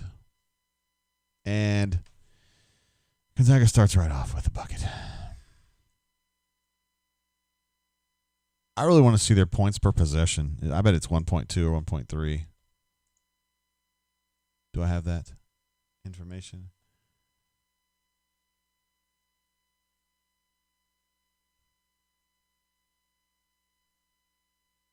I had that data yesterday, but I don't have it now. Oh, no, I do. Yeah, they're at 1.2 points per possession. They've been so efficient today. It's crazy.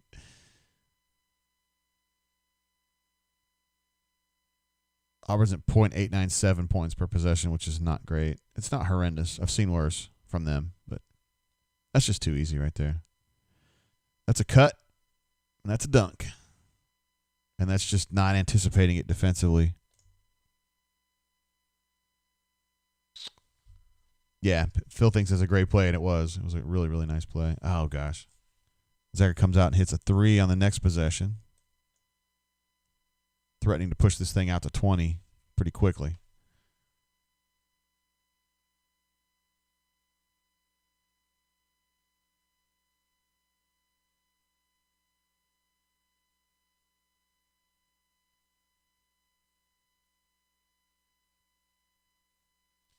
The bucket in transition from Gonzaga, you can just tell they practice this constantly.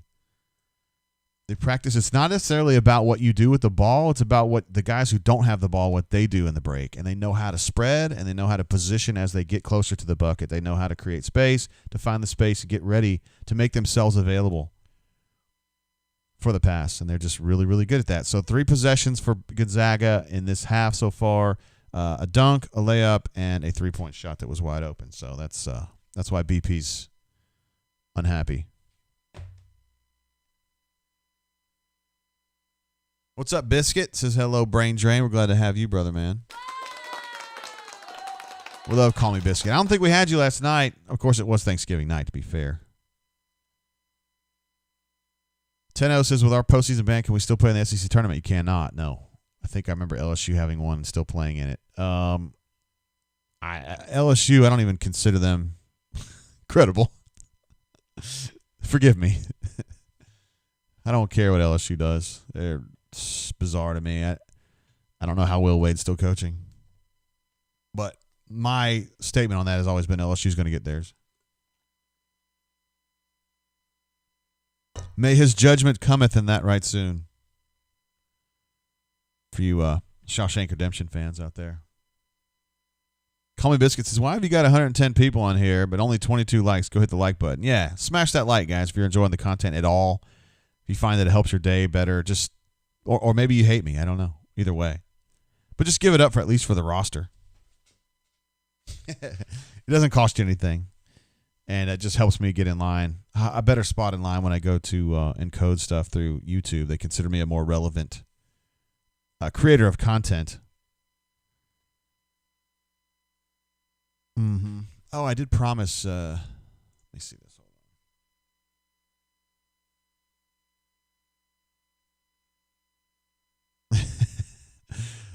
So two of my best friends are married, Crystal and Jeff, and they live in Washington, D.C., and they have 3 kids. And their kids, I found out last night, have a YouTube channel. And I promised Sophia, the daughter, that I would give them a shout-out on the show today. So I am going to give them a shout-out. First of all, I'm going to give a big-time what up to my man Ryan S., who's back with another super chat. He's a big-time super chatter in general. Let's give him a DJ air horn for that one. He says, DVR in the game for later, but want to contribute to JG's OnlyFans. You guys are the best, man. Thanks, Ryan. Appreciate you, bro. Man, we jumped up. Thanks so much for the thumbs up reminder, Biscuit. We're all the way up to 38 now. Anyway, the Vincents, while we're still on break here, I told them that I would give them the shout-out. So that's them. I don't know why this will be relevant to your life at all, but the Vincent family, they're VinFam on the YouTube. And Sophia, who's the young lady there on the left, she's probably 12 or 13. She does the videos for the fam.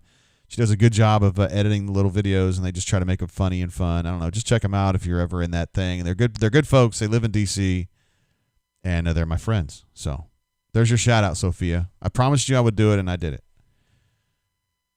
And, of course, a big shout-out to Ryan S. for his just basically being a boss, as it is. The spread of text says we are definitely the JG OnlyFans here. That's funny. All right, let's see what we can do here. Stretch, good idea. Just better defense from Timmy. He's a real menace down there, defensively and offensively, honestly. Auburn's field goal percent flagging a little bit. Started at 50, down to 42. I think Gonzaga's got to be really happy with the way things are going here in the second half. I don't think Mark Few was happy with the way the first half was going.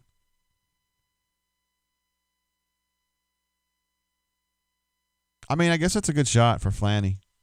He hit it, so that's a good shot. But, pull back 3 like that, hop back. He's been better at that, though. Got to give him credit. He spends a lot of time in the gym shooting, especially free throws. Free throws aren't going to help you when you're shooting 25 feet from the basket, but nice play by Stretch, and then Devin with the awareness to go ahead and pick that ball up. Flanny going to take a 3 as a trailer on the break and hit it. Wow, nice. Good execution right there. That's how you draw it up right there. Auburn looking really smooth on that transition right there.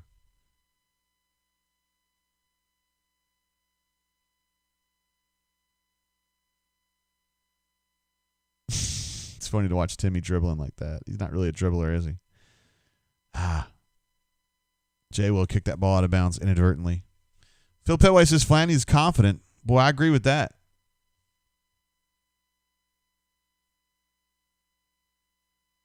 He is definitely confident.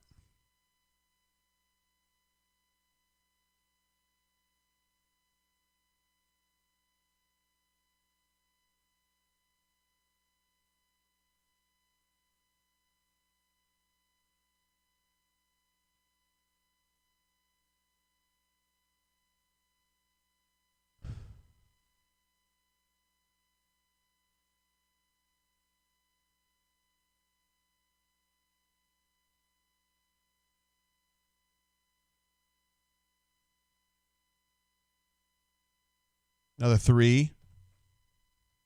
Uh-oh. That's going to be a 2-on-1 for... he was trying to dunk. He ended up dunking on the backboard. It happens, buddy.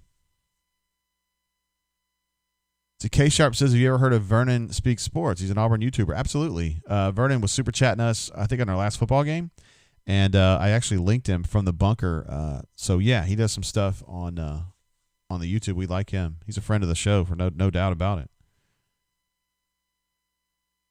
Spread attack still getting a kick out of Timmy as the big white dude at the Y. Yeah, when he had that drive in the first half where he had the ball and he went low and kind of went up. Yeah, that's exactly what you see at the Y. You got to have somebody who's off defense slapping that ball away.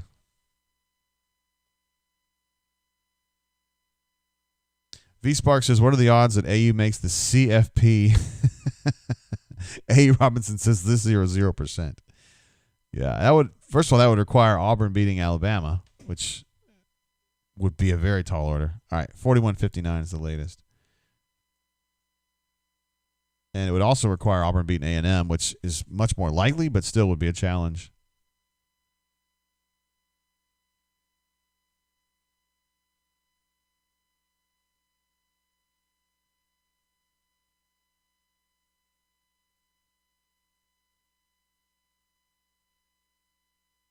Auburn just needs to pull this back a little bit.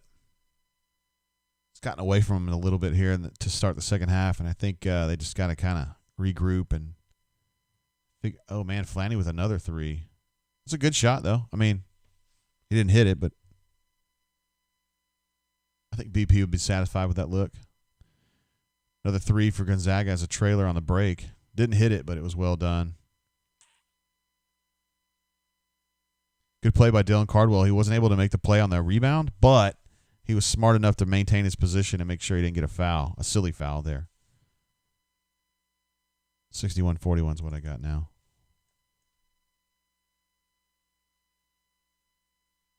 Flanny got away to the bucket and got a dunkski.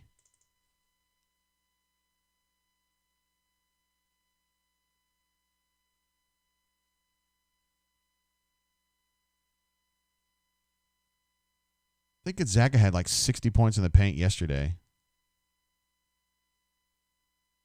Oh!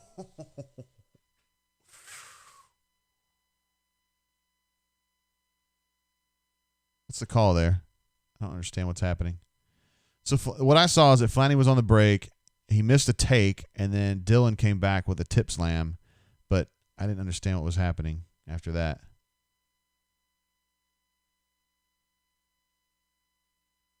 $43-61. Did they not count the tip slam? I don't. There might have been a foul before that. All right, let me get the latest box score up here for you guys.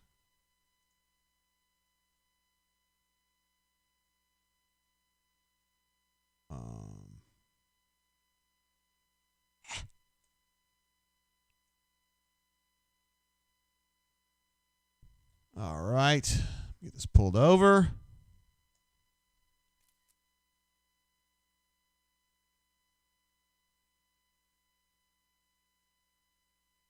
There's the latest box score. Hot and fresh. Direct from Fort Myers. Not really.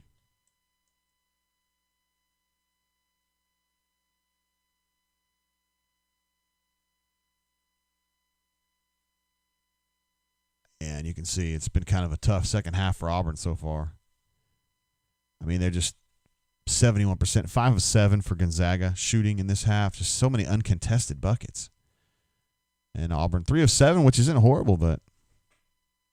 All right, so they're saying, Bob Lobb, thanks for the update, because I'm kind of doing different things here. You're saying foul on Flanny's take.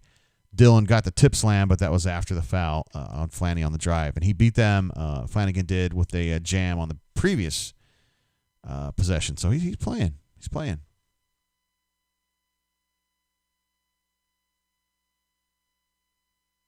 Tenno says Flanny is not good, but that was nice. Come on, man. I'm not trying to say he's an All-American, but he's valuable to this team. I mean, he's been shooting all right. He's been driving to the hole. He's playing hard on defense. I don't know what the problem is here. I don't know why people don't like him. He's leading the team with 13 points. The next highest is what? 8? 5 of 9 shooting, 13 points, 4 rebounds. He's not turning the ball over a lot. I mean, come on. Chip says he's just watching the drain for all of his basketball needs. That's what I like to hear right there. Does Al have all of our second half points? Let me see. I can give you an answer to that. He does indeed. 3 of 5 shooting with 8 points, and nobody else has scored. So, and then here's people here saying he sucks, man. Like what?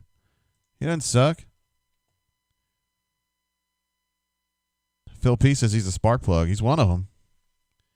Willboy AU says people hate on Flanny way too much. I completely agree. I don't understand. There's nothing about him that's like should be upsetting to anyone who likes Auburn. His dad's an assistant coach and a really good one.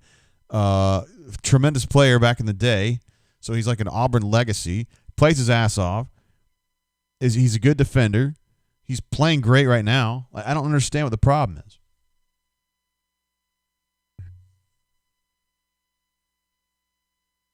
It's weird to see Illinois, though. It's good. They've been down so long. Illinois is a team that should always be good. They should just get kids out of Chicago and be good enough.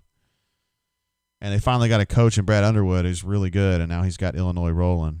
And they're going to be a menace in the Big Ten and change the way the Big Ten's kind of built. You know, the top end of the Big Ten, because Illinois has not been in it for a while. When I was a kid, Illinois was a big deal with Marcus Liberty and Deion Thomas and those guys. I used to watch them a lot. I think it was on TBS. Oh, no, it was WGN. My bad. They would show Illinois and Notre Dame games. That's why I really liked LaFonso Ellis back in the day. It's kind of a big deal when I got to meet him at Auburn. Was it last year or the year before? I loved him as a player. I don't like Notre Dame as much, but I loved him as a player when he's playing for Digger Phelps. He's so good. All right, 61-45 as we pick back up.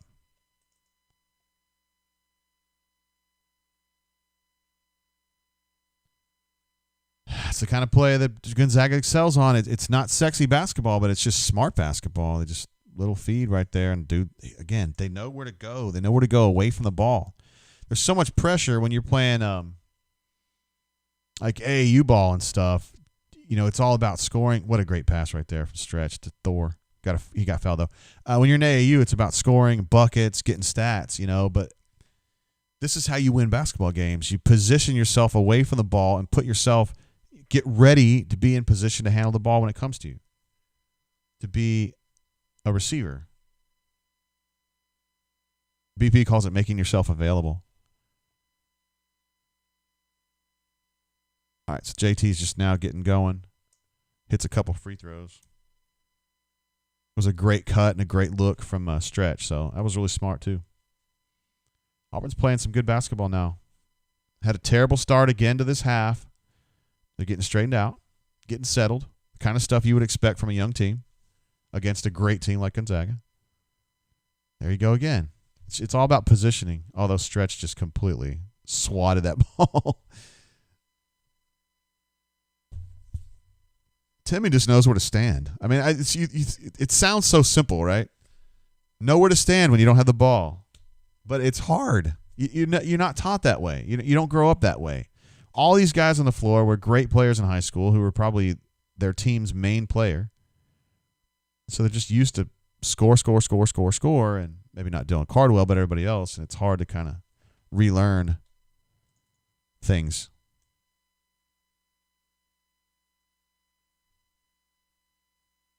I didn't see what happened there, but Auburn got a takeaway.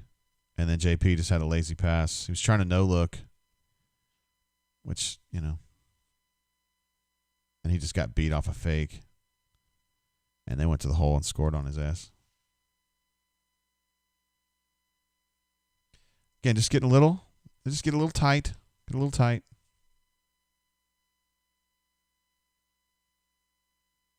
I think that's an assist off Stretch's head. JT missed the 3, though. Oh, little alley-oopski on the break. All right, so Auburn's down 22 now. 13 minutes to go. It's not going great.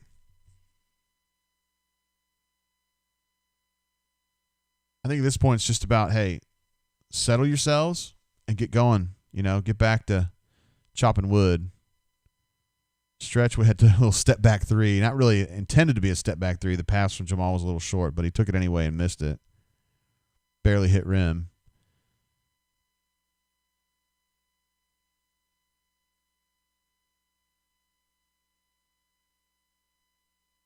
Those are great. They're number 11. They're showing the replay of the Gonzaga dunk in transition. Number 11 did a great job of kind of looking off that pass, which is what JP was trying to do on the other end. It just didn't work as well. That was nice.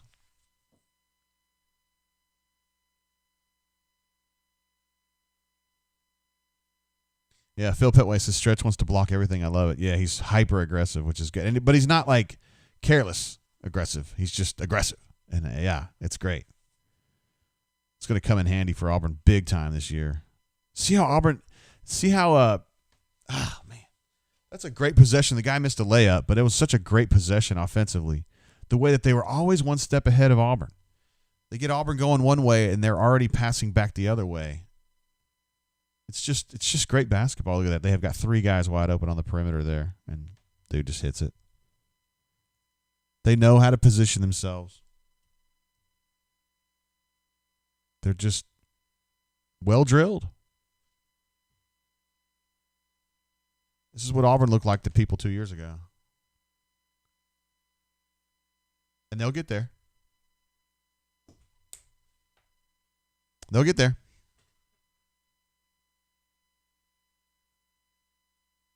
Phil Petway says we're getting outclassed. It's because Auburn is outclassed. Auburn's just not. I think talent-wise they're fine. I think they're on par with this team. They're just not. Skill-wise they're not. And I don't even know. They do. There is a skill gap here, but I think there's also just kind of an experience gap where Auburn's positioning off the ball is not great, and Gonzaga's is A+. War Eagle 0008 says can't have 0 from Williams and be in it. That's also a good point. Jalen was so good yesterday, and he's got 0 points so far. So he's been in foul trouble and just hasn't seemed into the game yet. There's another, I don't like the lazy pass, but just careless pass from Chris Moore trying to find Dylan Lowe, but he didn't have the angle. And then they just got taken on the other end. This game's getting out of hand.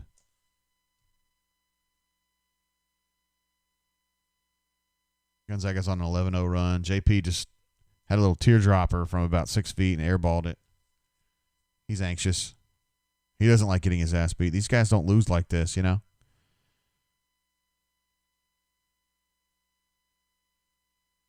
I mean, Chris Moore doesn't take losses like this in high school. He's not used to this. Thor didn't take losses like this in high school. He's not used to this. His AAU team would crush all the time. Everybody on that AOA team. Crocodile says need to see some fight from this team. You're right. This is where they just got to put their foot down and push back. You're not going to win the game. You don't deserve to win the game, but put your foot down and push back. And that's what BP is going to tell them right now. Are you going to sit here on national television and just get your ass run out of the gym, or are you going to sack up and play some basketball? Are we going to play some Auburn basketball? That's what he's going to tell them. I disagree with that, Travis. Travis says Jamal's our sharpshooter and hits the side of the backboard. LOL. I mean, he does come off the bench to shoot some threes, but he's not the sharpshooter, I wouldn't say. I bet he hit about 3 of his last 30 threes last year. I'm with A.E. Robinson on this. He says this loss will be good for them. I agree. Phil P agrees. And I'm glad you guys are here. I'm glad you guys are here taking this, because this will make the big wins later feel a lot better. You'll be able to look back and say, dude, I watched every minute of that Gonzaga game and saw Auburn get their ass beat up and down the court by a team that was just better. It's good for you. Puts hair on your chest. Unless you're a girl. I don't really want to. I probably don't want that if you're a girl. Yeah, Auburn alumni says super young with no real point guard against the best team in the nation is not ideal. Agreed. And, of course, Bob comes in with this loss is on Gus. Thanks, Gus. You're the best, Gus. Well, this isn't the end of the world, guys. I mean, we just lost to LSU. They're a good football team. That ain't the end of the world. Mike A says we can all grow from this. Look who's in the house, yo. It's JBDC Elite. He says, Vin fan, thanks you for the shout out. You made Sophia's year. Don't blow it on all on FIFA points. So, man, JB, he is part of the Vin fam, as you can probably guess. And again, if you guys want to check them out on the YouTubes, where did I put that? Where are you at, Vin fam? Oh, well, here it is. Put it right. Yeah, of course, these are my really good friends, the Vincents. They live in by DC. So you can check them out on YouTube. If you want to subscribe, you can. They have cute little videos. Very family friendly. Much different than the content I post to YouTube, but that doesn't mean it's bad. Appreciate you, bro. I described you earlier, JB, as you and Crystal as being two of my best friends. Actually, I said two of my best friends and they're married to each other, and it sounded weird when I first said it, but as a guy and a girl. So, all right, let's get the latest box up here from this game. I know it's been kind of carnage here lately.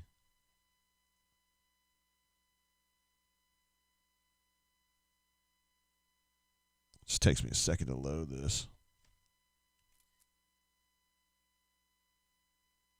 Oops. That's not what I wanted.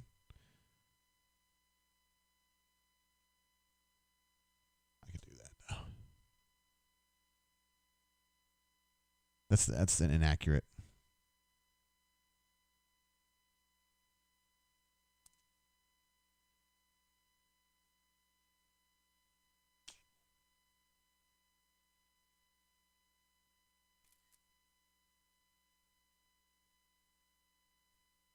All right, these are the accurate numbers right there.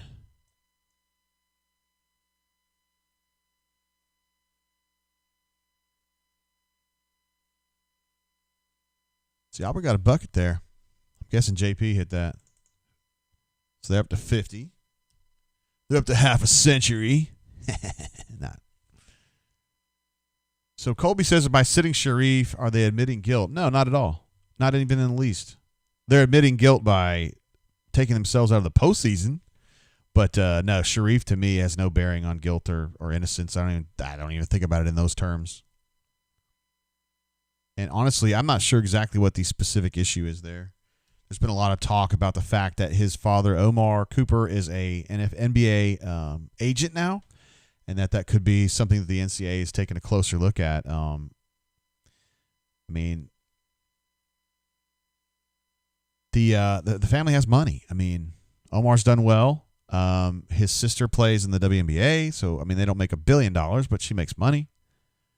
So I mean, I don't know. It could be other stuff. It's all difficult to kind of understand what all is going on there. But no, I don't think this has anything to do with guilt. Now Travis J has an interesting point. It says they're not sitting Sharif Colby. The NCAA isn't letting him play. I can't say for 100% certainty that is accurate. But that's not necessarily something that's unusual. I think there's a lot of situations where teams would sit somebody. The NCAA doesn't necessarily tell you to sit people. NCAA rarely tells you to sit someone. They rule that they either can play or they can't play. I think at this point Auburn it's like kind of a gray area where Auburn would have to make that was kind of a weird play, a judgment call as to whether they would have a good argument for or against him playing. and then they would choose based off of that. And know that if they played him and he was later ineligible, they'd have to pay a price for that. So my guess, if I had to guess, honestly, Travis, is that Auburn has chosen to sit him, knowing that, that ahead, they don't like their chances ahead, or at least they don't like him enough to play him and worry about having to have ineligibility issues or forfeitures later.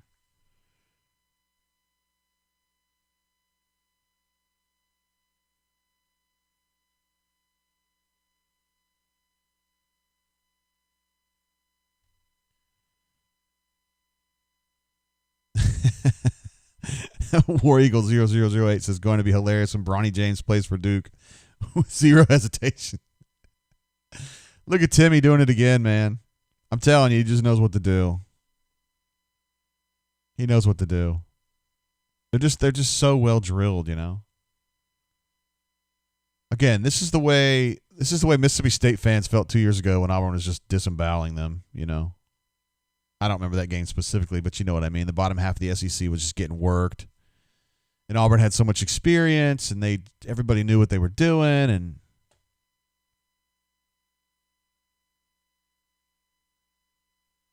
they were like, "Damn you, Auburn!" And now this is kind of Auburn's getting some of that on the back end. That's a guy right there that's played 80 games of college basketball, and he knows what to do. The end. Auburn's going to get there. Spread of Texas, Fook the NCAA. I think we can all get behind that one, brother. I'm not a fan either. I think they're just kind of random. I really do. And I think they just get overdone. Like there's just too much going on and they can only look into certain things. And that's why you see that in what I call inequity, where like UNC does so much shady stuff and it's like bad guys. And then you see something else happen. And also you see it with the random grad transfers or transfers with the quarterbacks. Like Justin Fields can go to Ohio State and everything's Gucci. And then some other dude will transfer to like Oklahoma or Cal or wherever, and they sit him. And you're like, well, what's the difference? And they never really elaborate, and you never know what's going on. And I swear they're out there just rolling dice. Like Justin Fields. Oh, he's eligible. All right, let him know. Oh, sorry, buddy. You're going to have to sit. I don't know. To be fair, man, all this bitching that we're doing about the NCAA, we all owe $1 to Ron Polk. The former Georgia and Mississippi State baseball coach who was hating on the NCAA. And I mean, I'm talking about player hating big time. Like Silky Johnson hating on the NCAA like back in the 80s and 90s. Just assailing them every chance he could. Calling them out for exactly the things that we see now, being hypocritical and random and just not in the best interests of the kids. Now that's a nice dish right there and a great finish from JT Thor. That's basketball right there, and that's what Auburn's capable of. They're going to get there. They're going to do that more often. The driving dish from Justin, going around two defenders, getting the ball to Thor, Thor being ready for the ball, and then putting it in the hole. That's great. That's great basketball right there.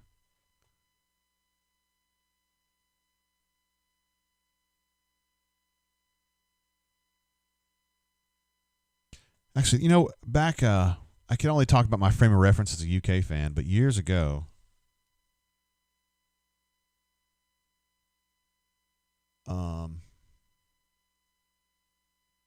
when I was a young man, when I was a teenager, I was a big UK fan, and they went and played UMass one year and got just demolished. Trying to remember what year this was. And Rick Pitino wouldn't call a timeout, and I got so turned about it. I was like, bastard, why are you doing this? And he said after the game, I'm just going to let them stew in their own shit. And it was good for him.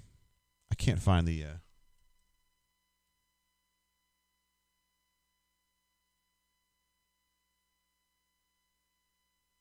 I think Tony Barbie was on that team, too.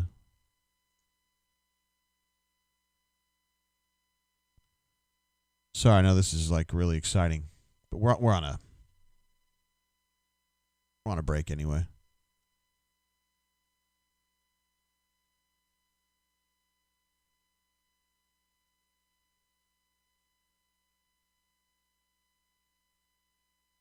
Ah.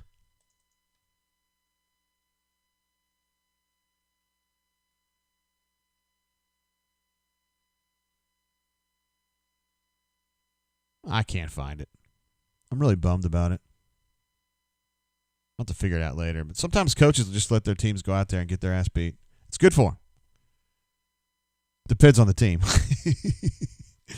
Some teams probably don't want to do that. Stu Pup sees a 31-0 run coming. It could happen.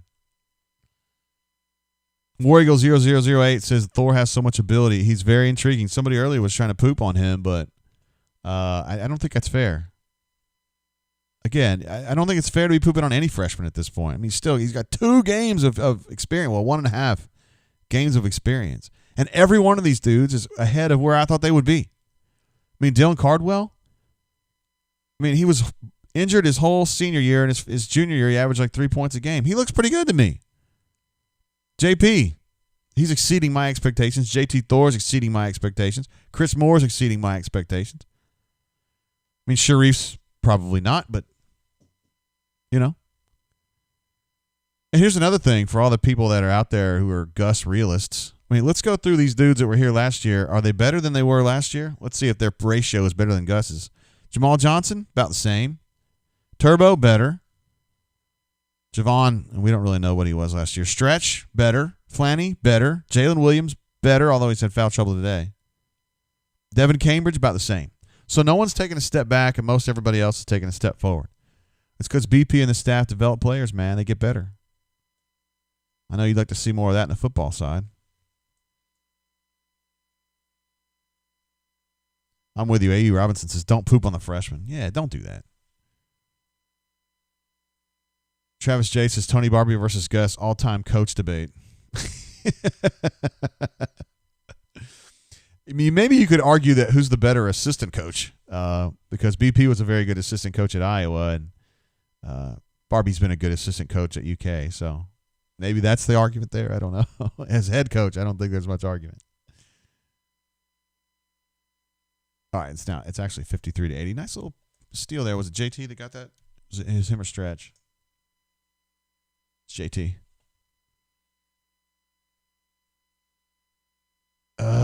Flying again. Just a simple pass, hits him right in the hands, and he drops it. War Eagle says Jamal's better. Not getting worked in defense as much. Fair. So most everybody's better, and then there's one guy that's about the same, which is Devin. That's development. Another rebound by Thor there. Goes the length of the court. Goes the length of the court and tries to go through 4 guys. Hey, he drew the foul, but the chances of him getting to the hole successfully there were about 0.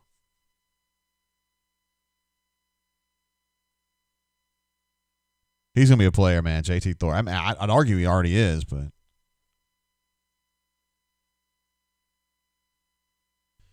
Had foul trouble earlier in the game.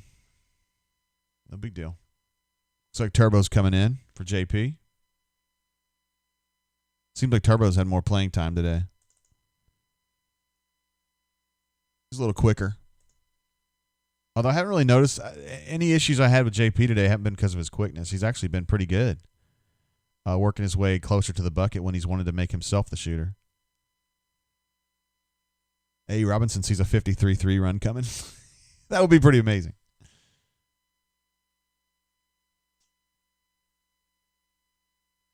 Another good possession there by Gonzaga. They just know how to position their bodies and get to the hole.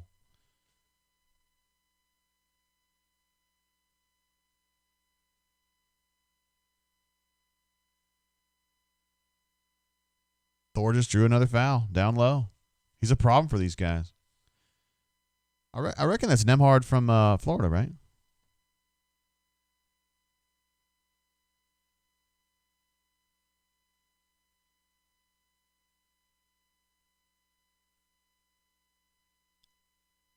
It's probably saying you need to get that ball to Thor quicker.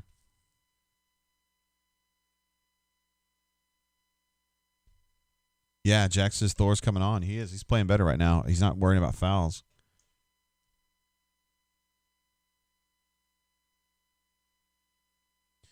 Roy makes a good point. Says Isaac Okoro. Some people were saying earlier they wish Isaac was still here. Isaac getting drafted high is better for recruiting the long-term success of the program than him staying another year.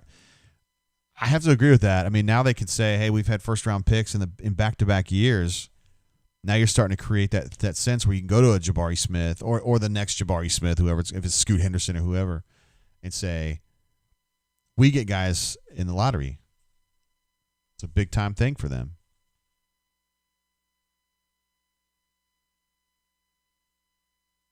Oh, that was a risky dribble, but it worked. Turbo just took a really long three, but it was a good look.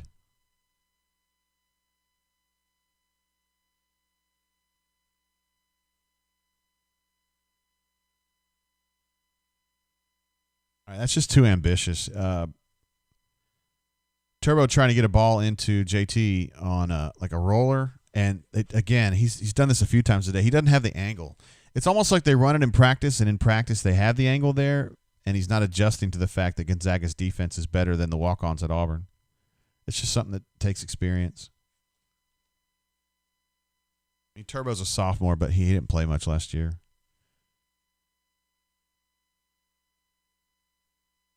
You can just tell Turbo's not anticipating that front side defender to get in there into that lane. He's done it twice today already. The first one was a turnover that went the other way. That one just went out of bounds. But to me, that's just kind of him making up his mind about what he's going to do before he actually diagnoses what's going on. And that's just, I'll get better at that.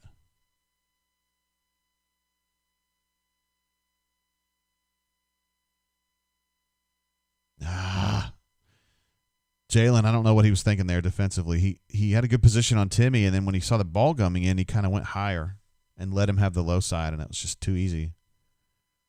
I'm not sure what he saw.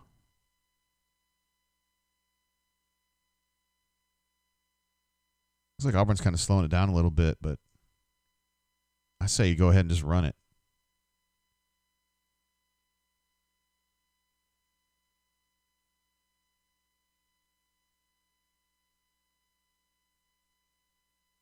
Turbo had a good step there, but missed the shot. Crocodile loves to see the fight in these Auburn Tigers.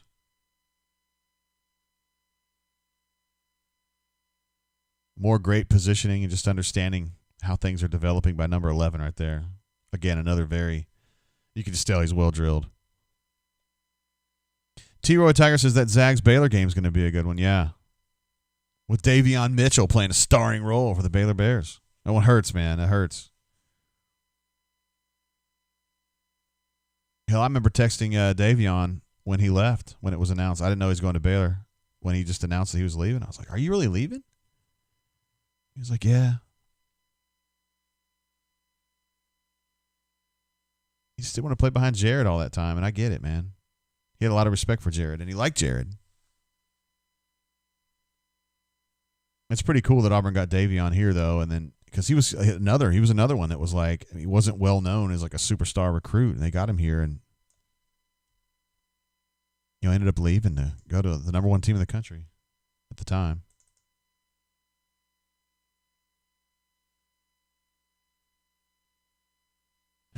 I don't think that BP is going to be real beleaguered by what he's seen here. I mean, they're down 24, and they're getting punched really hard by a really good team. But I don't know. I feel like they've competed.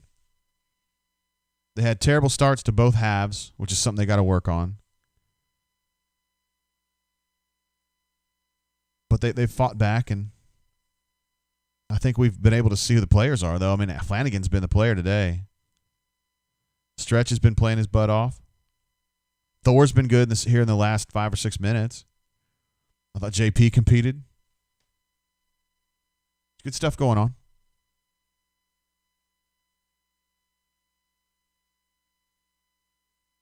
Terrible pass from JT Thor. He's got to do better than that.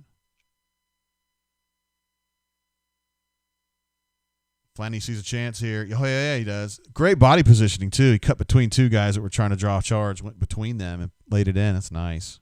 It's a really nice play.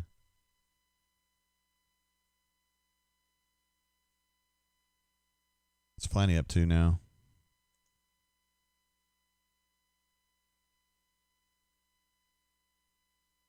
$15 on 5 of 7. No problem there. That's just in the second half. He's got 20 points overall and 7-11. 5 rebounds.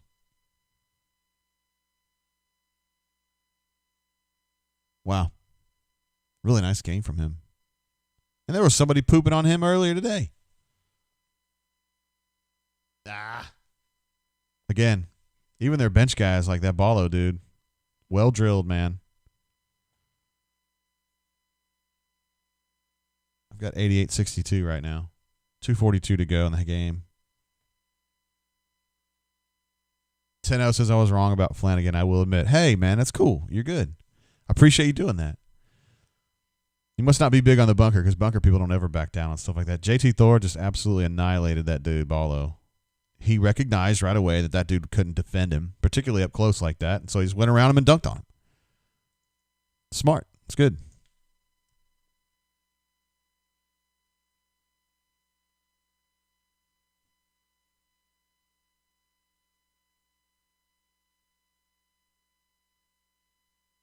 I thought of another game I remember watching. 1989, I think. Rick Pitino's first year at Kentucky. They played Kansas in kind of a similar situation as this. Kansas was really good. They had Jacques Vaughn.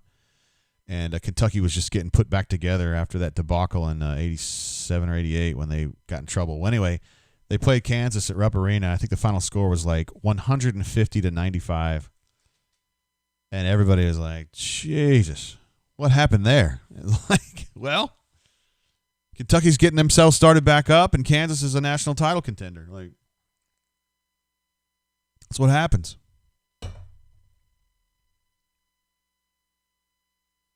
Jack says, where's this confidence coming from with JT? Awesome stuff. BP doesn't have trouble with confidence. He lets his kids play. You know, you got some coaches that will ride ass when you make mistakes.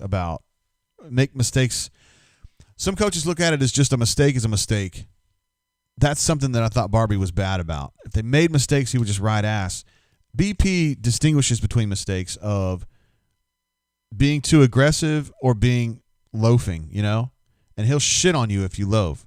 But if you're just attacking and you're making silly mistakes, he wants you to correct it, but he will not ride your ass about it. And so I think these kids know if they're going to go out there and they play hard that they're not going to get in trouble, so to speak. And so I think that's why you see Auburn teams generally play really hard and with a certain panache because they're not worried about their coach chewing ass. Stu Pup says this is not a bad AU team. It's just a young team playing a really experienced and talented team. That's the story.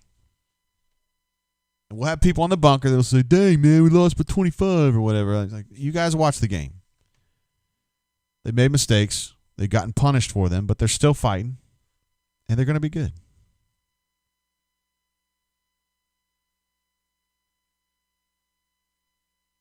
Crawdaddy says he's never seen Auburn have this kind of length. Yeah, and I don't know as though any of us have. I mean, Cardwell's really long in the post. Jalen's long for what he is. Thor is like a spider. Stretch is like a spider. So, yeah, they've got a lot of length. Jamal's long for what he is.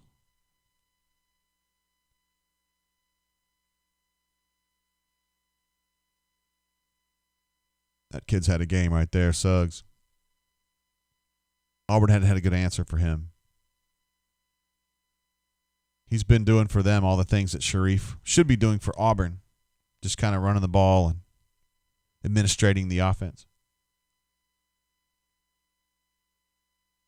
10-0's calling it right now. Auburn won the national championship in football and basketball next year. Wow. That's a lot of faith in Gus right there. Well, there's no doubt we're going to be pretty good.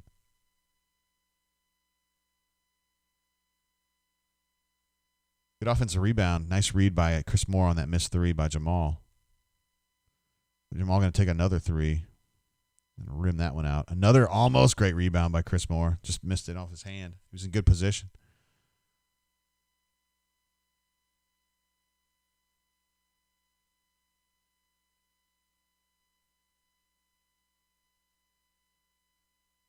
Look at that, man. Gonzaga puts like their third string power forward in there, and he's still got ideas about what to do with the ball. It's pretty impressive.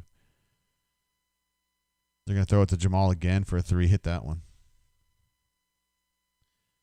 Powell's getting better. His skip passes are good for how young he is and the fact that he doesn't play point guard full time.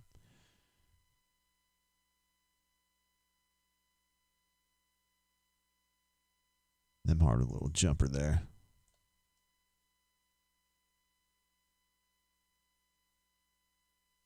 I'm going to stoop up. I think you mentioned earlier that you'd like to see it under 20. Yeah, I think that would be the dub at this point. You know, just get it to like 74 or 92 or something like that. If you could. Jamal take another three. It was a good shot, though. Chris Moore with another good positioning rebound. What did they call a foul on?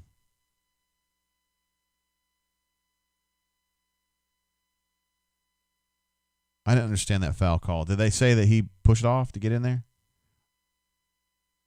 Or maybe it was a walk. I couldn't tell. Anyway, great positioning from Chris Moore. The talk on him was that he was going to be kind of like a Barkley. Barkley's a Hall of Famer. I'm just saying like an undersized forward that could get good rebounds. And he's shown me that today. He has kind of a intuitive rebounding sense. I think he's more than a rebounder. But remember, Barkley, particularly early in his career, is a great rebounder. He might be the best undersized rebounder ever. He and Popeye Jones, maybe.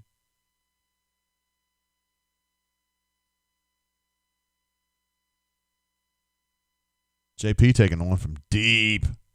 Auburn still fighting for those offensive rebounds, though. Stretch pulls that one out.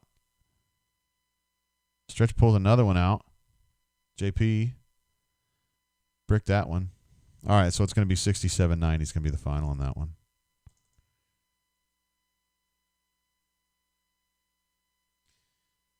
All in all, I think about what we expected.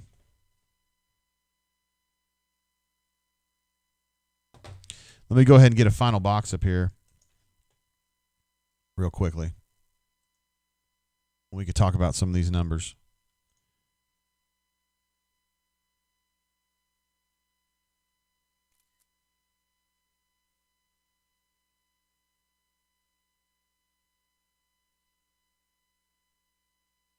There we go. We'll put that right over here. All right, there's your official box. Now we can put it over here. Oh, man. Super chat coming through from SSim008. Says, is this the first 3-day drain? Can't wait for tomorrow, War Eagle. Appreciate you, brother, man. This is definitely the first time we're doing back-to-back-to-back brain drains. And I think this is our first morning brain drain, too. Just looking over this box score. Ooh, we got to get that right there. All right. Numbers that stand out. 17 turnovers stands out to me. 12 assists, 17. BP's not going to like that. 7 blocks is good. 9 steals is good. 0 points from Jalen Williams, very bad. Turbo, 1 of 7 is not good. So let's kind of work through this. Turbo, I'd probably give him a C, maybe. JT,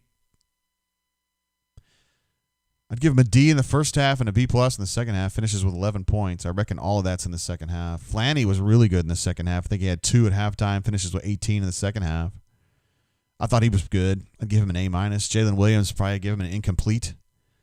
Devin, not great today. Probably a D, C minus, something like that. 6 points. Jamal had a really good day off the bench. 11 points on 4 of 12 shooting. Not an efficient day from him, but anytime you can get double digits from Jamal off the bench, that's good.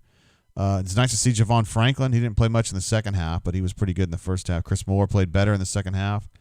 Good positioning, particularly for defensive rebounds, I should say, and offensive rebounds. Finishes with 2 of each. Give him a B. Stretch, 4 points, 4 boards. 1 block, probably a B minus. JP, 7 points on 3 of 8 shooting, 3 assists, 2 turnovers. All in all, I'd give him a B. Dylan Cardwell, no points. You don't really expect a lot of points from him. Minus 20 on the plus minus is not great. 13 minutes, they're showing more trust in him. 4 boards, 1 assist, 1 turnover, 2 blocks. Probably give him a C. So all in all, probably a C. For Gonzaga, A. They're pretty good now. There's definitely some things you can take away from that one. He left him in there to get pushed around a little bit, and that's good. So don't forget that feeling. You don't want to have that happen again. Let's keep digging in practice and get better. We can be as good as Gonzaga. We have the talent to be as good as Gonzaga. We're just going to have to keep my chair just fell down. We're just going to have to keep grinding. Keep getting better. All right. Let me go ahead and open up the phone lines here. Let me leave those there. If you guys want to call in, if you don't, that's cool too. Either way, it's all good. I will appreciate the super chats, S. Sim. You're the man.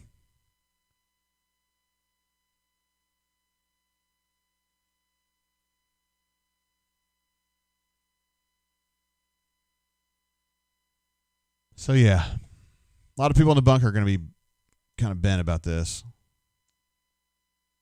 They're going to say, what in the world? This is ridiculous. I've never even heard of Gonzaga.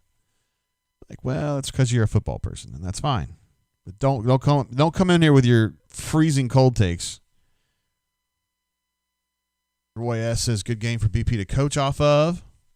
Where are you going to beat Bama? Love the attitude. Travis says, see you tomorrow, Jay. Great stream, sir. We will definitely be going tomorrow, no doubt about that. Ravine says, well, that went about as well as expected. Another super chat coming through from Spread Attack U18. Thank you, Jay. I'll see you tomorrow and appreciate you. You're the man. Appreciate you, bro. You've been great yesterday and today. It's very much appreciated. Ravine says, I'm at work today. Can't wait to hear everyone's perspective from those that watch the game. Ravine didn't have a chance to watch. I know he's sad about that. Panther says, get ready for the Iron Bowl. Not expecting too much, but hopefully Knicks and the rest of the squad can do something special. Yeah, we're talking about the keys to that game. Good golly. If I know Kevin, he's going to probably plot to take away the run. I mean, I'm not saying it's going to work, but he'll plot to do that and force Mac Jones to beat them, which he can do. When you're facing this Alabama offense, I'm talking about football right now. There's a reason they're top rated. They've got great receivers. They have a really good quarterback. Their offensive line's really good, and Najee Harris is probably the best tailback. If not, he's certainly the league, but probably in the nation. Hey, caller, welcome to the show. How you doing? What's good, JG? Hey, what up, D-Lucky? Starting things off with you instead of finishing. Yeah, man. It's almost nap time after that thorough thrashing. Yeah, I know. I know you saw it coming, but it's not fun to watch, that's for sure. No, I kind of had a similar thought of how it was going to play out as you did. I thought it'd be pretty close to start, and I thought they would kind of pull away. And I don't think we did a very good job at all of one, just valuing the basketball. And I think, part of that's just like you think you might have mentioned in the chat. They're so used to playing the walk-ons and kind of where those passing angles are and how quick the defender is to react and all that kind of stuff. And then you get against somebody who's 2 or 3 inches taller and a step or two quicker, and you don't adjust for the fact that, I can't make this pass the exact same way I make it in practice every day. And, a lot of those fakes and hesitations were, just the half effort that you give in practice, and it doesn't work against Gonzaga. They don't look at you as a threat. So they don't care that you caught the ball up top. They know you're going to pass it to somebody else. Number 1 team in the country for a reason. Yeah, and they're anticipating that pass is coming back out. They get a hand in the passing lane, they deflect it, and then they're going the other direction.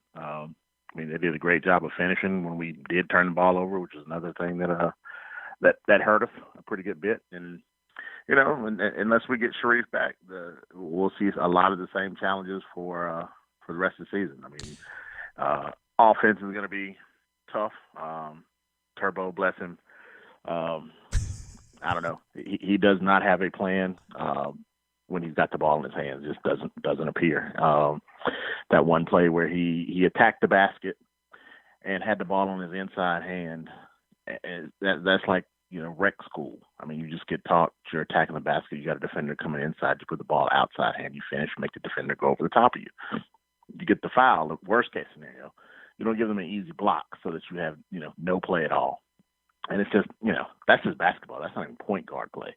Yeah. And he doesn't, just those kinds of things he's just not doing. So until he, has a more thoughtful way of how he's going to attack, then we're going to see a lot of the same stuff for the rest of the season. Yeah, it's a good point. We talk about him being a point guard and whatnot, but that's just basketball. I mean, if he was a 2, he'd have to learn how to do that and kind of use your body to shield instead of twisting all the way around and giving them a full chance to swat you. Yeah, and I'm pretty sure he's been the exact same height, for a while now. So I don't think that was a new development when he got to the game, that he was not the biggest kid on the court today. Right. So you feel like that's kind of the thing that you build into your game, because you're not going to have an advantage at the rim. So you have, finishing moves that might involve going to your alternate hand or going up and under or something to that effect. And like I said, he just doesn't seem to have any of that. So he's quick. He can get past, the first defender and can create some havoc. But then, like I said, he doesn't have a plan. He doesn't have the, here's who I'm kicking this to when this defender steps to me right before, or here's how I'm going to finish over the top, or the teardrop, that I'm going to shoot over the top of this defender. So maybe that comes. I don't know. It would be an immense help to the team if it did. So, and then because Justin can't play the whole game, and just, can't get where we understand what the season's going to be, but you want to see them develop, and hopefully that development is not limited by just such a detriment at point guard. Who do you like through these 2 games? Which guys really jumped out for you? I mean, who's kind of like your favorite player right now? I've liked what I've seen from Flanagan so far. Actually, Franklin was, a little bit surprised when he was in, for the minutes that he was in. So, and then Moore's been, limited minutes, but he's about what I expected from him. I'm excited to see kind of how he develops and gets a bigger role. Probably those 3 at the most. Yeah. Thor's not bad. Like I talked about yesterday, I think he can help. A little ball pressure. Just got to be a little bit more consistent with his shot. He had a few open shots that he couldn't stick. But again, that's they're freshmen. I don't have unrealistic expectations from them. So I'm about where we expected to be at this point. I thought it'd be a competitive game that we couldn't pull out at the end, and it was less competitive. A little bit. But we'll see. Yeah, I think the next 5 or 6 games we should be better results at the end. But the whole key is going to be how much we see in the development of each one of them. Yeah. Over the next few games. Some good games coming up. I mean, Central Florida is a credible team. South Alabama is a credible team. Memphis is a credible team. So, yeah, there's some challenges up here. Maybe easier than Gonzaga, but still, we'll learn about this team. Absolutely. Yeah. Absolutely. And I think BPO, it'll be good it's good to have this on tape, and for them to be able to now go back and kind of work through the same practices that they worked through against, now that they've seen legitimate competition. I think it'll be a lot that he'll gain from that on how we want to attack teams and what we do need to do and what we need to try to avoid. So hopefully we'll see a little bit, like I said, once maybe that's the key. Maybe once Turbo sees himself on video and some of the plays that were left out on the court, maybe that's where his growth comes from. Yeah. So. Either way, as long as there's growth, that's all that matters. That's it. We got a regular season that we're going to play, and the goal is to make everybody better, so that we're back to 100% and doing what we need to do next season. This season was the building blocks for that. And we got Iron Bowl tomorrow. I don't know about that one, bud. I'm hoping that it's a more similar routine, that it's closer, and maybe we get a couple of another pick sixes that make it a real tight one at the end. It's funny though. I mean, Saban's not a great in-game coach, so that's actually probably an advantage for them. Is if it comes down and it's close, Sark might be a little bit better at strategy than Saban typically is. So we'll see. I could see that. But hey, we get to play it. That's all I always say. We get to play it. We get a shot. Yes, sir. All right, D Lucky. Appreciate you calling in again, being the absolute badass that you are. And we'll talk to you tomorrow, I hope. Man, I appreciate you doing these. Y'all stay safe. See See ya. you, bro. There he is, D Lucky. He's a Brain Drain Hall of Famer. No doubt about it. Great caller. Great chatter. Great super chatter. Sneaky good on the bunker. Somebody I think was trying to give Ravine some trouble on the chat. I'm not good with that, so. We got a super chat coming through from Fat Crack, a badass in his own right, of course. Dropping in to show some love to the man JGT. Appreciate you. We'll get better, and as Bruce said, we need games like this to show us who we are. Yes. Again, Rodney Garner likes to talk about de-recruiting kids. And I don't think it's a big issue with this particular team. Thank you, Fat Crack. Let me give you a DJ air horn for that one, bro. I don't think de-recruiting is a huge issue with this team, but Rodney likes to talk about how kids that are star players in high school get into some bad habits, and you've got to kind of have them relearn how to play within the team framework. And I think Auburn's having to do that to some degree with some of these youngsters, not because they're like selfish shitheads, but just because they're used to being the number one choice for every team they've ever been on. That's what it's like when Auburn's recruiting 4 and 5 stars all the time. And those are the kids you're going after. And they have to kind of learn how to settle in and be a role player, and then they can adjust as time goes on, The same way that Bryce had to and Jared had to when Jared was splitting time as a freshman and all that, And I think that's part of what Rodney was talking about. It's something that BP's going to have to fight through. And it's also like Ravine was saying, D-Lucky also said on the call, that when you get this kind of adversity, it shows you, maybe for Turbo, maybe for other guys as well, that, hey, you look like an idiot right here. This is not how you handle things. You don't try to drive in on 3 guys and fail to use your offhand to provide cover as you're driving down the lane. You've got to do better than that. This is a great chance for them to see that and do that. All right, as a reminder, we do have Iron Bowl tomorrow. The game kicks off at 2:30 Central Time. We'll probably be on the air here about 1:45 Central Time, getting ready for that tilt. And I'm sure that game is going to bring out some of the Gus haters when and if they get steamrolled by the Tide. Although I think most everybody who is an attuned Auburn fan knows it's going to be tight. They're going to want this game to be tight. It's a 25-point spread the last that I checked, and that is a very widespread considering the way this rivalry has gone through the years. Usually you don't see something that big, but Alabama's been really good, and Auburn's kind of schizophrenic this year. I think that loss to South Carolina just spoils Auburn in a lot of minds out there. And it spoils it in our minds too. I mean, it was a stinky loss. It was a very stinky loss. See, Ravine says he knows more about basketball than I do football, so maybe I can get it more involved in the calls. It's kind of me too, although I know a lot about football too. Now, when I first started covering Auburn, I didn't know much about football at all. I'd been writing about basketball. But, 22 years covering Auburn, I know more about football than I ever have. Ravine correctly also assesses D-Lucky as a beast. Yeah, we need to actually set some kind of a graphic up. I need to, of the Mount Rushmore of the brain drain, and D-Lucky would definitely be on that. Cleveland Brown says it was a rough game. At the same time, we're young and experienced team, so we can't be too upset. Pearl is still the man. Yeah, anybody out there in the Auburn sphere that thinks that Pearl isn't the man needs to be kicked. Like, maybe not somewhere dangerous, but just maybe in the shin, maybe an ankle, just a bruise, no injury, just to get a reset on that person, because Bruce Pearl's he's great for Auburn, and I think everybody knows that. Not that anyone's arguing that. Better not. If they do, they're probably a Bammer that's upset.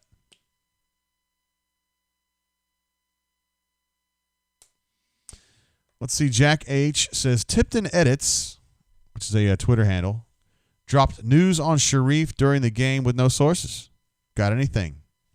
Why don't, since I've been broadcasting live for the last 2 hours and 45 minutes, why don't you go ahead and give me a rundown on what he had to say or she had to say?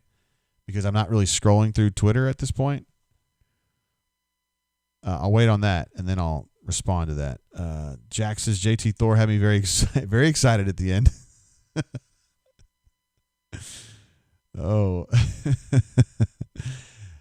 I guess the bunker mind in me got me thinking about that. So Thor, I want to see what he did in the second half, strictly. All right, so Thor scores all of his points in the second half. Flanny goes 15 of his 20 in the second half. Thor goes 7 of 7 at the line. Auburn goes 9 of 10 at the line in the second half. That's a good building block. And they got player. Points per possession has been .941 in the second half, .897 in the first half. So they got better. Let's see, when you're talking about points per possession, anything that's either 1.2 or higher is like really good. Gonzaga in the first half was 1.19. That's great. Second half 1.17, still really good. So yeah, they're good, man. We'll be seeing a lot of them this year if you watch them. They're going to be in the talk for national title the whole way. Something to keep an eye on. Still waiting to hear what the story was on Tipton Edits. T-Roy says Thor has kind of an inverse Michael Phelps body type.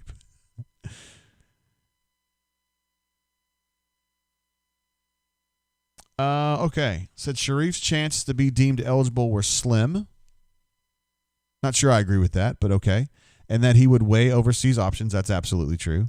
Said he is still part of the Auburn program. That's absolutely true. Wondering if anything new caused it. Interesting. No, I don't think anything new's gone on here. I mean, I said pretty much all along it was 50-50 that he would ever be in an Auburn uniform. That was when I think we had a poll in the bunker maybe 2 days ago about that. I voted no. I voted no because I didn't think he would ever make it. But I don't know that. No one's told me that. No coaches said, JG, you're not playing for us. Nobody said that. I just get a weird feeling when the NCAA gets going like they are and come in so hard at this late moment. I mean, he's already been practicing for 6 weeks or whatever. Continue on saying the chances Cooper will be granted eligibility at Auburn are slim. Will weigh out his options overseas at this time. Still part of it. Yeah, that's all true. I don't know about the eligibility at Auburn or slim. But the rest of it, I've talked to you guys about this. I said it on the show last night. You know, if he can make $500,000 overseas playing in Ukraine or Lithuania or Turkey or wherever and then get ready for the NBA, it's a no-brainer. That's what LaMelo Ball did. But LaMelo Ball was a more advanced basketball player at this stage than Sharif is for sure. So the gamble would be that you go to Turkey or whatever and then the NBA isn't in love with you and then you have to kind of go to the second round and you got to play your way onto squads or go D-League and it gets kind of murky. I think the best thing for Sharif would be to play at Auburn and develop. He's at a program where they do develop players. They get better. They get him in the first round and do it that way. But I don't know. I don't know if that's a realistic possibility or not. I'm skeptical, but it's certainly possible.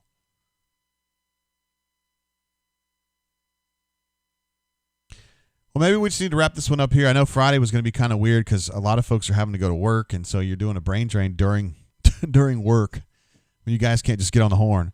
Crawdaddy says it looks like San Fran is up on Virginia late. That would be huge for Todd.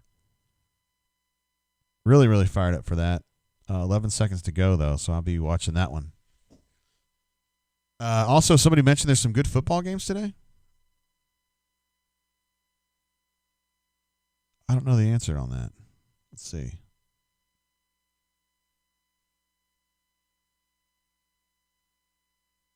Still showing that San Francisco's up on UVA with 10 seconds to go. We've got, Iowa State, Texas going on right now. Texas is up 3 late in the second quarter, and then Nebraska, Iowa. God bless. Nebraska's terrible, aren't they? They got what they wanted. They wanted Scott Frost, and he's been awful. Other games of note today, we got Notre Dame at North Carolina at 2:30. Notre Dame is a 6.5-point favorite on that bad boy. We've also got Oregon State. Nobody cares. Stanford, Cal. Nobody cares. Wait, hold on. Is that today? Yeah. And everything else is going to be tomorrow. Anything really good tomorrow? I mean, aside from Iron Bowl. Egg Bowl, 3 o'clock. LSU at Texas A&M. Maybe. That's about it. UVA lost. Look at that, man. I'm so stoked for Todd Golden. I mean, that's basically an Auburn win right there. Former Auburn assistant takes out those double dribbling UVA Cavaliers. The Wahoos, as they're known colloquially in rural Virginia. And Ravine says, I wonder what bourbon will be broken out tomorrow. I've got a few options, sir. I sure do. I've got a few options. I've got, I don't want to reveal what they are, though, because I got some good stuff in the allocation. You guys know that. I got some Old Pappy, Old Rip Van Winkle 10. I got some Michter's 10. I've got Rock Hill Farms. I've got Michael M., who is a huge supporter of the show. Quietly, he never calls in or chats, but our number one viewer from California sent in some Whistle Pig 15, which is I don't even feel comfortable holding that bottle. That is a really nice bottle of bourbon, so we may consider that as well. Pocket Watch reminds us that UVA is the only university in NCAA tournament history. Hold on, you got to add men's. UVA is the only men's program in the NCAA tournament to lose, number 1 seed to lose to a 16. They lost to UMBC a couple years ago, I think. In the women's side, Harvard beat Stanford in like 97 or 98 as a 16. So you got to say men's on that one. All right, I guess we'll probably wrap it up there, guys. I know a lot of you guys are watching from work and stuff like that. The game's over and Auburn got their ass beat, so I kind of get it. We're very grateful to have D. Lucky have called in. He's a Hall of Famer, and we're glad to have him.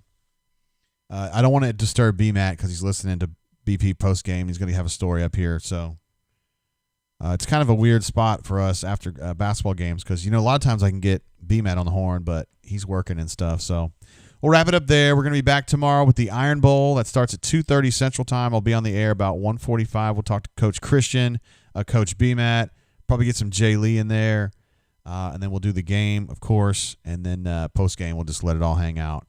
We can talk about basketball. We can talk about Gus. We can talk about the A&M game. We can talk about recruiting, just whatever you guys want to do. That's what we'll do. John W. Man says, I took Auburn to under. I don't know what the over-under on that one was. I'm not big on the gambling. I like pari-mutuel wagering. I don't like sportsbook gambling. It's tricky. It seems like those people in Vegas are too smart for everybody. D. Lucky reminds us all to hydrate. If you're drinking, that is definitely something you need to do. It's the number one thing you got to remember to do. All right, guys, we'll wrap it up there. Appreciate you guys. Let's give it one more applause for just a really, really cool brain drain today. We don't hardly ever do them on like a daytime. Friday at 10 a.m. is not normal time for us. But appreciate all the support. We had a ton of people watching at our peak. I think we had 130, which is nuts. My goal was 50. Same thing for yesterday. So thank you guys. Love you guys. All of our super chatters are beasts. D. Lucky's a beast. All of our regular chatters who were here from start to finish, we had a bunch. Appreciate you guys. Again, we'll be there tomorrow for the Iron Bowl, and we'll do it all again. Until we see you then, keep your feet on the ground. Keep reaching for the stars. Love you guys. Peace.